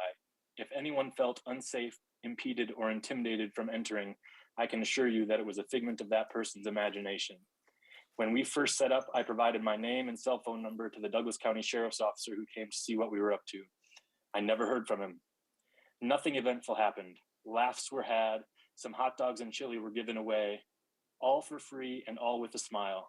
I went out of my way to smile and say hello to literally everyone I passed at the tailgate. And when we had a surplus of water, I walked into the building and offered water for free to every person in the lobby, irrespective of whether that person agreed with me or not. Frankly, I couldn't tell, and it wouldn't have mattered if I could. All we wanted was to re-engage and to make parents' presence known. We wanted to re-engage and encourage other parents to do so. We wanted this school district to be the best that it can be, a community. Not just a community, our community. So I couldn't understand when I saw the tailgate and tent ban. Then again, this is the same board that told us that it couldn't be a safe environment if people spoke, cheered, or stood. So maybe we just don't see things eye to eye. Still, I wanted to see the policy on which this purported ban was based. So I went to policy KFAA and didn't see anything about tents or tailgates in there. So I don't know where that comes from. But at any rate, I just want you to know, maybe the tents and the tailgates have to go, but parents aren't going to go. We're going to be back, and we're going to make our presence felt and our voices heard. So thank you, and I yield the rest of my time. Thank you, Mr. Cassidy. Next is a joint comment from Mark Manners, Larissa Hegenbarth, then Julie Watkins, and then Dana Swanson. Mark Manners? So Mark Manners was online and he just dropped off, so we can circle back on. Okay, thank you. Julie Watkins is next, then Dana Swanson and Tina De Los Santos. Julie Watkins, are you there? I am. Can you hear me? Yes, Ms. Watkins, please go ahead. Good evening, Superintendent Wise, President Ray, and directors. My name is Julie Watkins, and I have 2 students in the district. I was one of the candidates who campaigned with the Community Matters slate alongside Director Holtzman and Director Lung. Our other teammate, Ruby Martinez, is unable to join tonight, so I'm speaking on behalf of both of us. We just wanted to take this opportunity to publicly thank the entire DCSD Board of Education directors for selflessly serving our district with such integrity. Ruby asked me to tell you that she found you to always make sound judgments and to be highly ethical and wise. We both want to express our gratitude to the 4 outgoing directors in particular. I've just recently started to get to know Director Shore and Director Graziano, and I'm in awe of their commitment to their positions and their professionalism. And every time I've seen them, they are always smiling. They will leave behind some big shoes to fill. Through the campaign, we got to know Director Holtzman and Director Lung pretty well the past few months, and I so admire their willingness to be willing to continue to serve through these tumultuous times again. But I must say, it is a huge loss for our community that their terms are coming to an end. You both made a huge impact on this district, and DCSD is better because of you. The unwavering commitment this Board of Education has given our students, our staff, our district, and our community is something to be recognized and celebrated. The quality and quantity of effort and time you dedicated these past 4 years to lift this district up from its lowest point and move it forward, and to navigate us through a global pandemic, always with a focus on our community safety, is something that we should never forget. I know it wasn't easy for any of you, and our community wasn't always supportive. In fact, it was sometimes downright combative. But you stayed the course, and you handled so many challenges with such grace. You are all so appreciated for your efforts. From the bottom of our hearts, Ruby and I thank each and every one of you for that. And to Directors Graziano, Holtzman, Lung, and Shore, we wish you all the very best in your next adventures. Thank you so much. Thank you, Ms. Watkins. Next is Tina De Los Santos, Joelle Chambers, and then we'll circle back to Kalia AI and Mark Manners. Tina De Los Santos, are you there? I am. Good evening. Good evening. In honor of our veterans who served and sacrificed their lives for our liberties and defend our great nation, I speak out tonight against your most recent violation of our constitutional rights. You can try to forbid the waving of the flag, we will not comply. You can try to impede freedom of assembly, we will not comply. You have tried to silence us, we will not comply. Have you forgotten the oath that you took, or does your word mean nothing? You speak of unity, but you scheme of division. You have waged war against our country, against parents, but most importantly, against our children. This is a war you will not win. In fact, you have strengthened our community to unite and fight against your tyranny. Try as you might, you will not divide us. You will not prevail, and you have abused your positions. In closing, a quote from Samuel Adams: "If ye love wealth better than liberty, the tranquility of servitude better than animating contest of freedom, go home from us in peace. We ask not your counsel or arms. Crouch down and lick the hands which fed you.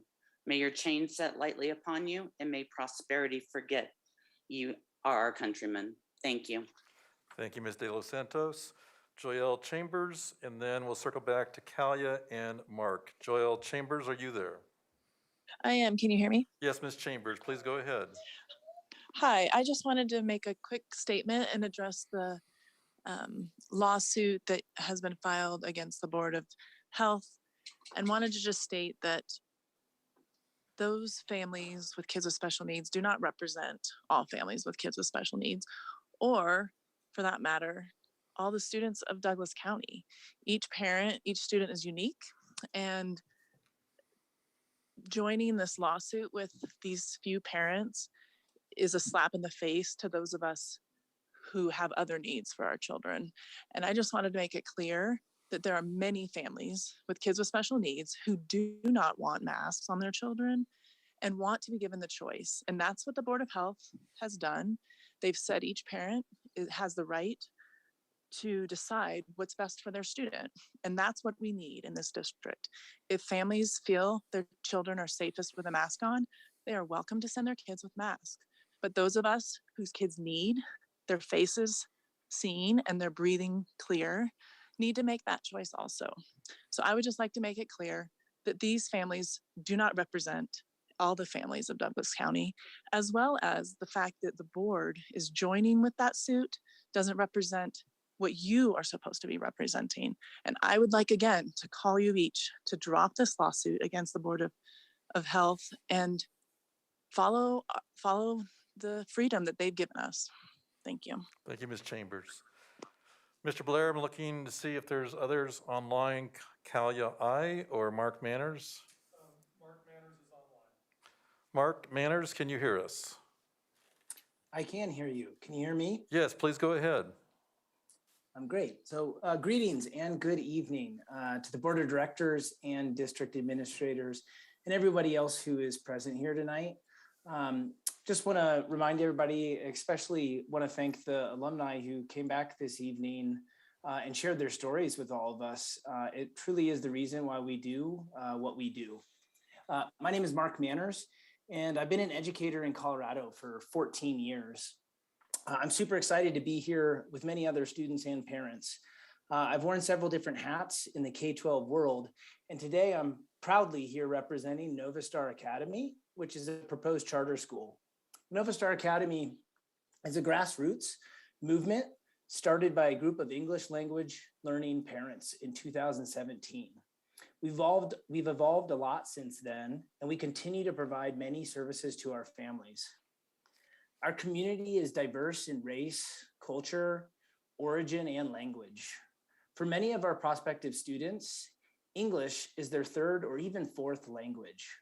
Many families enrolled with Nova Star have bilingual children who are hoping to sustain their heritage language competencies.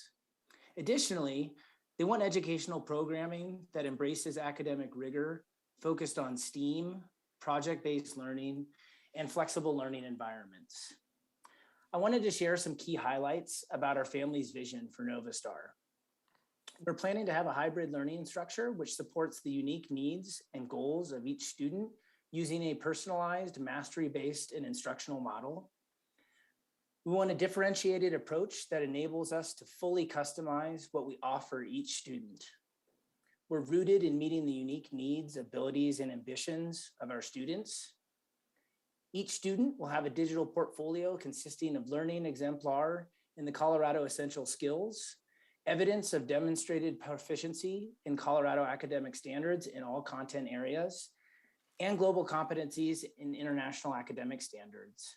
Our ultimate goal is for all students to graduate from Nova Star with concurrent enrollment credit, career and technical certification, and a seal of biliteracy validated by the Colorado Department of Education. You might not be able to notice there are several families logged on to this call and webinar this evening, but they are here.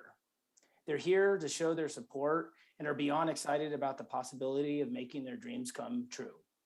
We know that several of you on the board will not be serving in your current roles next year, but we just wanted to introduce ourselves in hope of showing you what the future could hold for Douglas County School District. In conclusion, I'd like to read a quick quote from one of our parents, Aniela. We are looking forward to Nova Star Academy opening because it will offer project-based learning and personalized approach to every student. My son's in kindergarten and is super excited about projects. Okay, Mr. he can Manners. learn while graying. Thank you for your time. Thank you, Looking forward sir. to officially meeting you all soon. Again, just checking for other, Kalia I, Mr. Blair? She is not online, sir. Okay, and then I want to double check to see if is there anyone that came in late whose name was called earlier on our list? All right, very good. Again, we want to thank all our public commenters tonight, all the different perspectives. Certainly will continue to have an influence on how we continue to work I also especially want to thank the audience just for maintaining the decorum and respect that really allows for very differing perspectives to occur. So thank you for that. So at this time, I'm going to close public comment, and board directors will move on to our next agenda, which is the consent agenda. I'm sorry. You guys want a break? Can we do the consent agenda and then break? Because that should take us a quick one, and then we'll give you your break. On the consent agenda today is the approval of the first quarter financials, the approval of textbook adoptions and novel adoptions, approval of a change order for construction for Highlands Ranch High School capital improvement plans, approval of an IGA between DCSD and Castle Rock for stormwater management. And then there are several grants on behalf of Hope Online. They are submitting grants for various purposes, including expelled and at-risk students, menstrual hygiene products, and prevention and education. And then finally, there is another grant that World Compass Academy is submitting on our consent agenda. Is there a motion to approve? So moved. Second. Holtzman motioned, Meek seconded. Let's vote. Chancho Shore. Aye. Graziano. Aye. Hanson. Aye. Holtzman. Aye. Lung. Aye. Meek. Aye. Ray, aye. Passes unanimously. All right. Let's go ahead and take our 5-minute break, and then we'll come back and wrap up the rest of our agenda.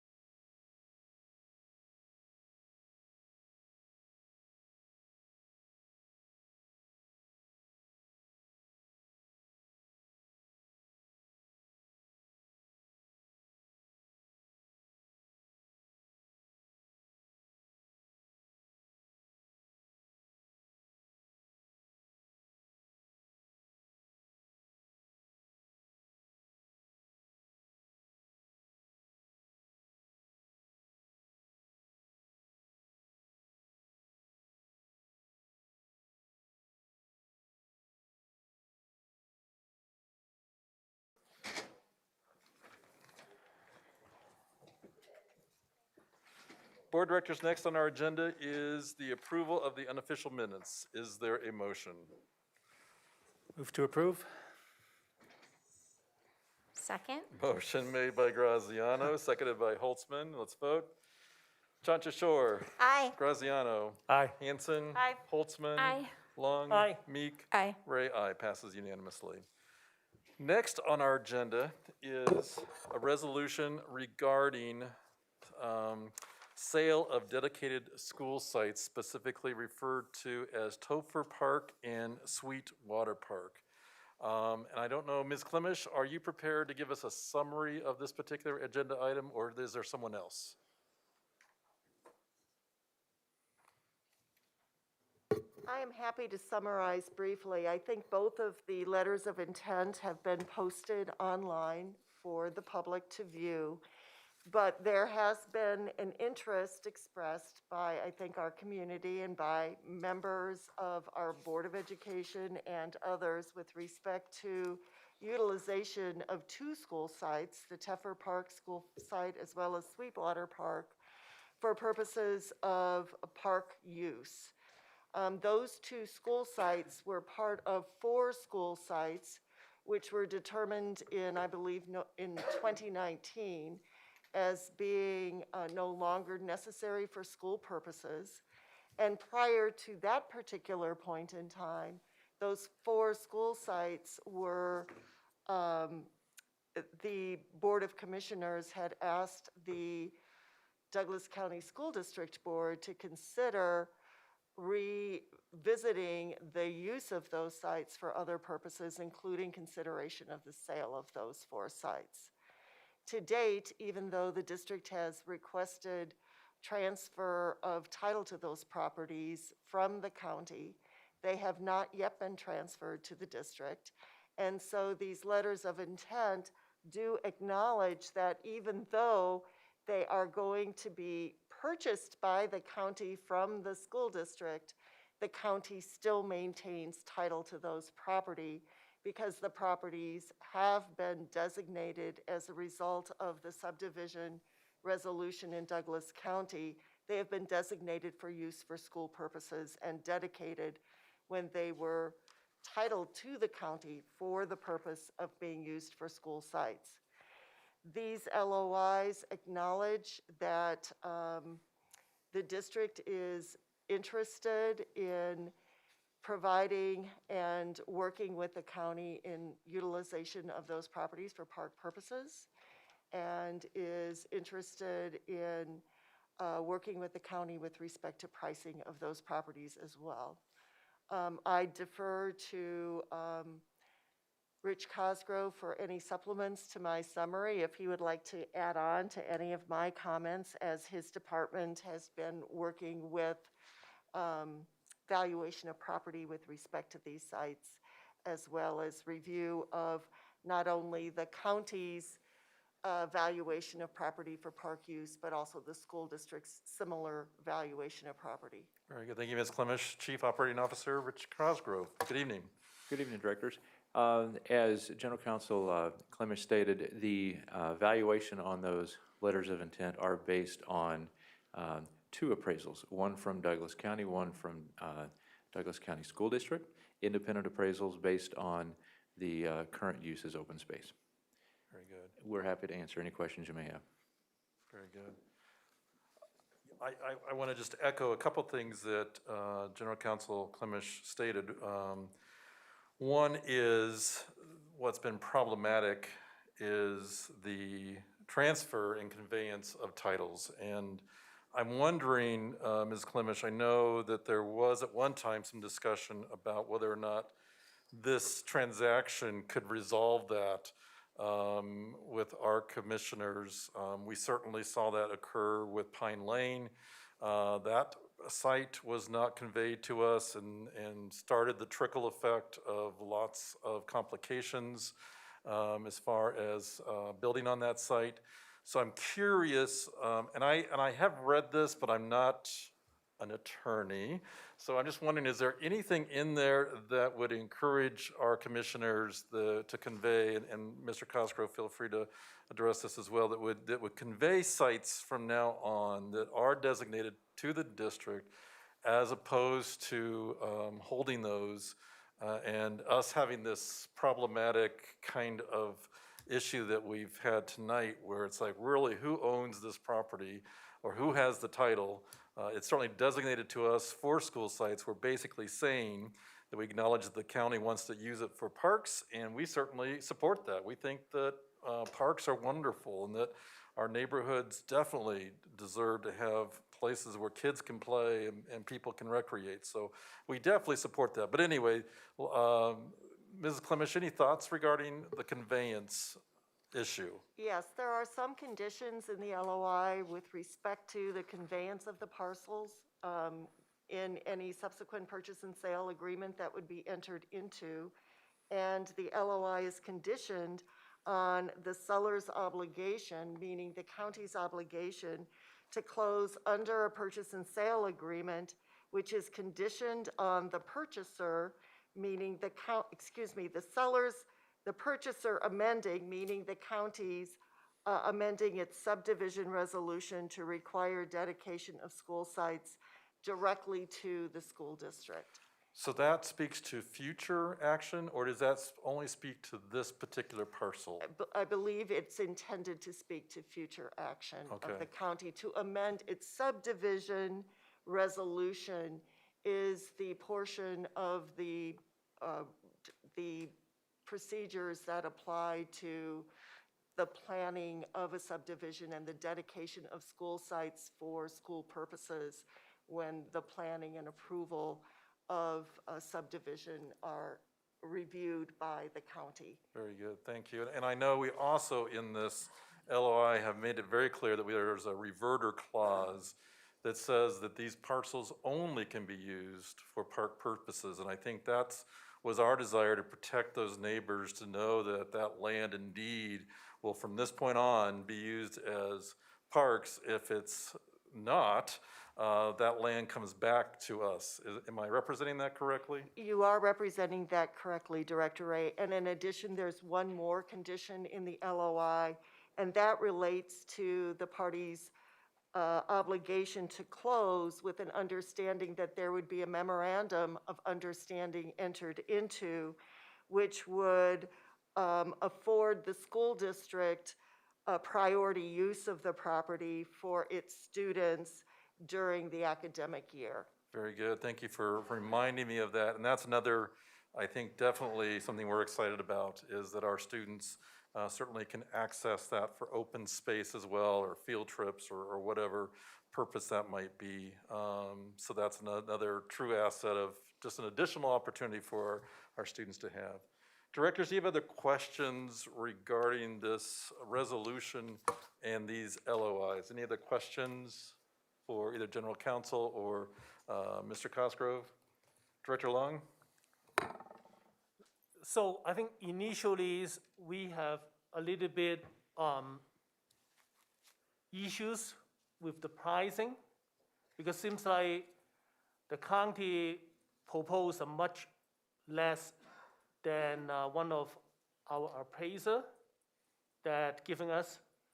I know what's the value of lands in Highlands Ranch because I own a 1.5 acre property down there. So can I characteristic the offer that we put in the LOI is actually more closer to the county's offering than our appraisers offering? The reason why we are doing that is because we want to keep that as a park, so that we, at the same time, benefit the people in Highlands Ranch and also get the district the money that we deserve, because at the end of the day, our responsibility as a school board is to make sure that we get the maximum amount of money for the student in this school district. So I think that is a good compromise, right? I mean, I think compared with the original code that we have, the amount that we're proposing here is so much less than the original appraisal that we get, right? Mr. Cosgrove. Director Long, that's absolutely correct. We had 2 appraisals performed. One was for multifamily or single family, which is higher, best and highest use. The other one was for the current open space. The current open space is in the order of magnitude of Douglas County's appraisal for open space, and the letter of intent is within that range of the 2 open space appraisals. So your point is absolutely correct. It's recognizing the benefit to the community. I believe this resolution also gives authority to Superintendent Wise to continue this process. And so I want to capture one thing that I think Director Lung wondered.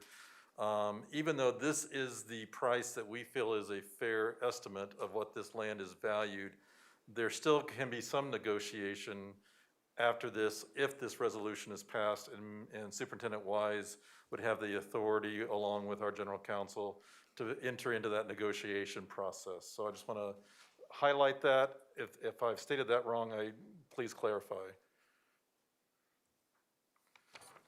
That's correct. And if at any time there is a need to come back to the Board of Education to reaffirm a purchase and sale agreement, that would occur at a subsequent date into the future. Very good. Directors, other questions regarding the resolution to move forward with giving these neighbors their parkland? Any other questions about that? All right, seeing none, then I will entertain a motion to approve the resolution in the 2 letters of intent for the sale of real property related to Topher Park and Sweetwater Park school sites. So moved. Motion made by Director Holtzman. Second. Seconded by Graziano. Further discussion? Seeing none, let's vote. Chancho Shore. Aye. Graziano. Aye. Hanson. Aye. Holtzman. Aye. Lung. Aye. Meek. Aye. Ray, aye. That passes unanimously. All right, so moving on to director reports. First of all, I just want to, again, just echo the way we started this meeting with our 4 outgoing directors, with a reception, celebration, and just want to, again, just recognize and all the work that you have done, and we enjoyed having the chance at that reception to really celebrate your tremendous accomplishments. I also want to just thank all of you. This is my final meeting that I will be leading as president. Well, technically, my final regular meeting, because I am term limited in this position, but I want to thank you for allowing me to be your representative, your master of ceremonies, and oftentimes your server. I will certainly not miss the daunting responsibilities that are bestowed on this role, but nor the target that I oftentimes have been emblazoned on my chest, but I will certainly miss the synergy of this group. All of you have been just amazing to work with, and amazing, I would condition, is that doesn't mean that we all had the same perspectives. We didn't all necessarily, I mean, there's sometimes you all drove me crazy, but I would just say that I never have had an experience quite like this. But it's because of all of you that truly my hope has continued to be for where this district is going. So, so thank you for that. I also want to just check in. It appears that we need to change the meeting date, and I'm looking at specifically Director Hanson and Director Meek. The meeting date that was scheduled for a special meeting on the 30th for the oath of office and to actually elect new officers, that was originally scheduled on the 30th. Due to the window that is required for new board members to be seated, it appears we need to have that meeting on Monday, the 29th instead. So Director Hanson, Director Meek, just checking real quick to see if you're available for Monday, the 29th instead of the 30th. Is that, I see a nod from Director Meek. I am. All Charlotte, right. I have my phone here to check that. I'm glad you had your phone available as well, Director Hanson. All right, and then I also, just a reminder that we do have elected officials reception on November 18th. I believe Sandy, or Ms. Meyers was going to RSVP. I know, is it Director Graziano, I think you had indicated you might attend. Is there anyone else planning to attend? Director Meek, you are planning to attend? Anyone else planning to attend that election reception, elected officials reception? I believe it's at the Highlands Ranch Mansion on the 18th. It's kind of an annual event. So Graziano, Meek, and are the two. All right. And let's see, there was another thing. I don't know, board, there may be a need for us to call a special board meeting on November 17th. We'll get clarity on that on Thursday, which is our agenda planning meeting at 10 o'clock. So November 11th, Thursday at 10 o'clock will be our agenda planning, and we'll have a better idea whether or not the 17th might be needed for a special board meeting. All right, with that, I will turn it over to Vice President, Director Holtzman. Thank you. And thank you, Director Ray, and everyone who was responsible for earlier this evening in the reception that we had. I have a few comments and just thought I would make those now. I wanted to thank everyone who shared words of support and encouragement tonight and over the past week and really over the past 4 years. It's been my great honor to serve on our Douglas County School Board, and I still believe that providing excellent public schools for each and every student is Douglas County's most important obligation. I'm going to skip through some of this. I'm going to shorten it up a little bit, but you know, I talked a little bit earlier tonight about serving on a school board is not a one-person job. One person can't really do it alone. And so I thanked my family, and I want to just say that again personally, but really the people who I've served with, I really just want to thank you again, including, you know, Director Lemieux and Director Vogel, who aren't here tonight, so I will save my words for them for later, but just wanted to thank Director Chancho-Shore, who leads with her huge heart for all students and a very special expertise and passion for meeting the needs of our most at-risk students. Director Graziano, whose ability to see the big picture and make those around him better able to see different perspectives, sometimes even using humor to break through barriers, benefited all of our students greatly. Director Lung's brilliant intellect is only matched by his integrity and his strong convictions to follow the path he believes is best for kids. Directors Hanson and Meek's willingness to endure a board term that for them has almost entirely been consumed by an unprecedented public health crisis and was complicated by unfortunate recall efforts and recent campaign vitriol speaks volumes about your commitment to overcome obstacles on behalf of our students. And finally, Director Ray has been our steady leader, helping us face every challenge with a persistent and diligent focus on seeking solutions to benefit students.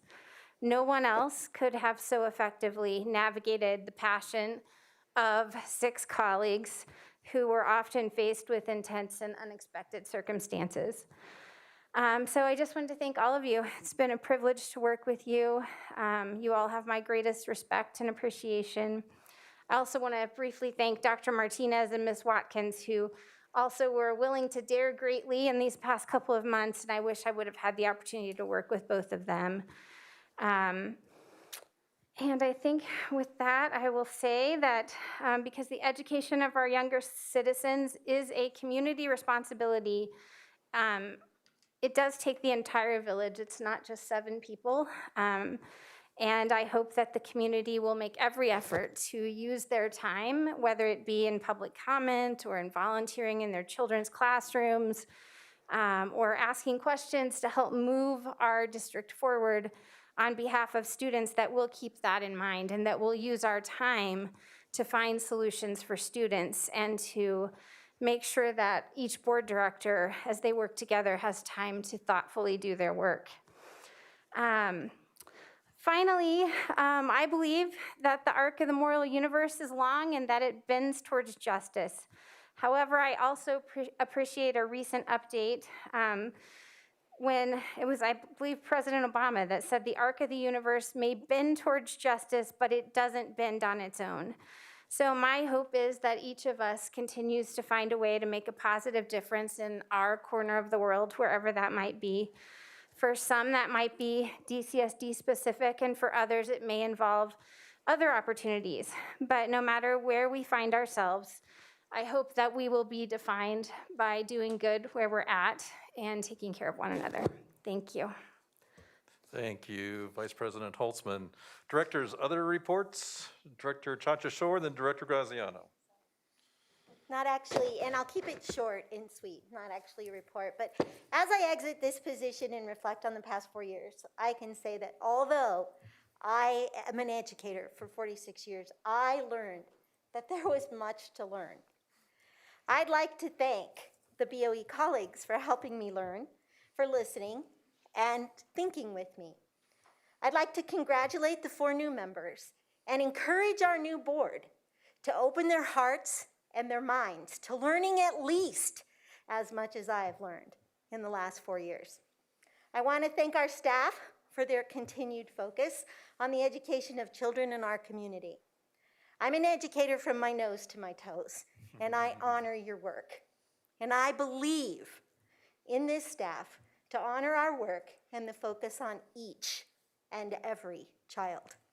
Thank you. Thank you, Director Chancha-Shore. Director Graziano. Again, I have to follow you.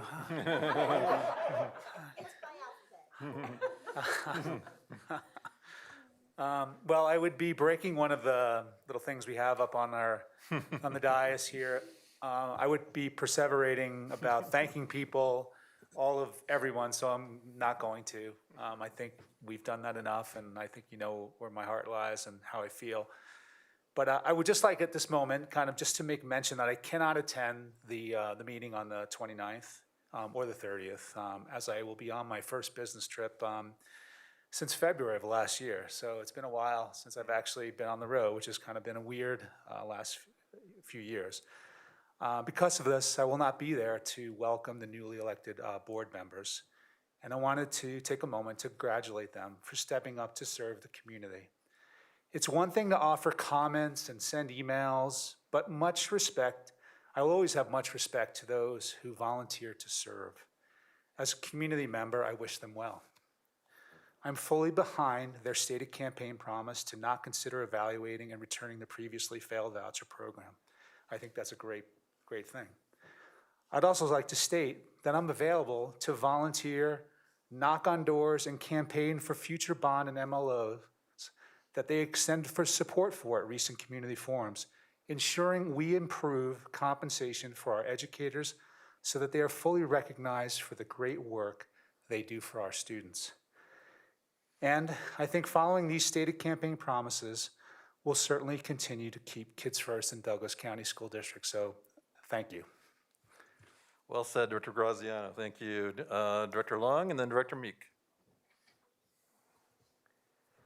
Well, I echo what Dr. Holtzman, Dr. Chancha-Shore, and Dr. Graziano, what they said, so I'm not going to repeat all the thank you to everybody for the vote who gave me a chance to serve 4 years ago, and for President Ray's leaderships, and also Dr. Holtzman's involvement in the leaderships, because I know that President Ray will not survive without Dr. Holtzman.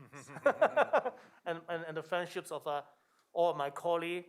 And I also want to thank, former interim superintendents and Erin King and former superintendents, Dora Tuckers, and then the current superintendents. It's not easy to be a superintendent, and I want to say, and also all the cabinet members, all the staff, our wonderful teachers, and classified employee. You're the hero during this pandemic. I know that you suffer a lot, but I hope I do you right in the last 4 years, and also the student. of this school district. I try my best, and if I did not did all I could for you, I hope you forgive me. But at the bottom of my heart, I have tried, and thank you very much for giving me this opportunity to serve you. Sometimes it's better to lose and do the right things than to win and do the wrong things. So I committed to make sure that we reopen school safely, and I think all of us did that. And I'm proud of myself to make sure that we don't lose any student or staff during this pandemic. And also, I apologize that I will not be able to attend the 29th meetings. I'll be out of town to celebrate Thanksgiving. So in here, I want to welcome the 4 incoming board members, and I wish you the best of luck. And I admire, during the campaign, you said that you're going to bring the distinctions back to the school district. And if something that, I could do as a private citizen, I would like to support, your goal, and especially your commitment to maintain the equity policy as written. That is truly one of the biggest, I think, accomplishment that I have is to pass the equity policy. All students need to be treated equally. And as you probably know that recently I have some incident happen to me. I truly believe that bullying and harassment should not be tolerated in this school district in whatever form. People look up to us as the leader, and as the elected officials, you have the moral responsibility to do the right thing, not to do the things that is either the most popular or listen to the one that yell to you the loudest. Again, thank you, thank you, thank you, thank you, and I wish the new coming board member the best of the luck. Thank you, Director Long. Director Meek. Yeah, I just want to say again, I have the deepest respect for all of you and have really enjoyed serving with all of you. I had the opportunity to sit in on the Long Range Planning Committee meeting last week, and we have an amazing community. The members were asking, what can we do? Like, how can we help new board members get up to speed? And they're ready to pull together and do everything needed. And I just wanted to highlight what an amazing community we have and we have built and fostered. And, I was in the district in 2009 as an employee when we had a leadership change with the board, and seeing, the challenges that poses for employees. And what I said last week at the Long Range Planning Committee was I'm committed as one board member to do everything I can to ensure stability and to help, move our district forward in the most positive way. When I ran for board 2 years ago, that was what I talked about, like working to ensure stability for our teaching and learning environments, because we can't offer opportunities for students when there's turmoil. And so, I know everyone up here cares so deeply about the students and the community and our staff. And I look forward to working with the new board members and doing everything possible to make sure that we are building as strong of a future as possible for our students. Very good. Thank you, Director Meek. Director Hanson? No? Okay. All right. Process of elimination. Okay. Well, in all thoughts, well said. Mr. Peterson is out in the audience, so now you've got all the eyes looking at you, so I apologize for that, but I hope you will convey the good wishes that all of us have. The ones that are returning, looking forward to working with the 4 of you, as well as congratulations for serving in this role. There's nothing more important, I believe, than the role that we're in to ensure that our students are well cared for. So looking forward to continuing the great progress that this board has done over the last 4 years. Board directors, because we can't let you go yet, we do have some issues that we need to discuss in executive session for purposes of receiving legal advice as allowed by CRS 246402 4B related to legal questions regarding pending litigation, including Douglas County School District et al. Versus Douglas County Health Department, and Brandenburg and JDI versus DCSD and the Colorado State Board of Education. During executive session, the board is not allowed to adopt any proposed policy, resolution, regulation, or take any action. We do have a quorum of board members here, so a two-thirds vote is needed to go into executive session.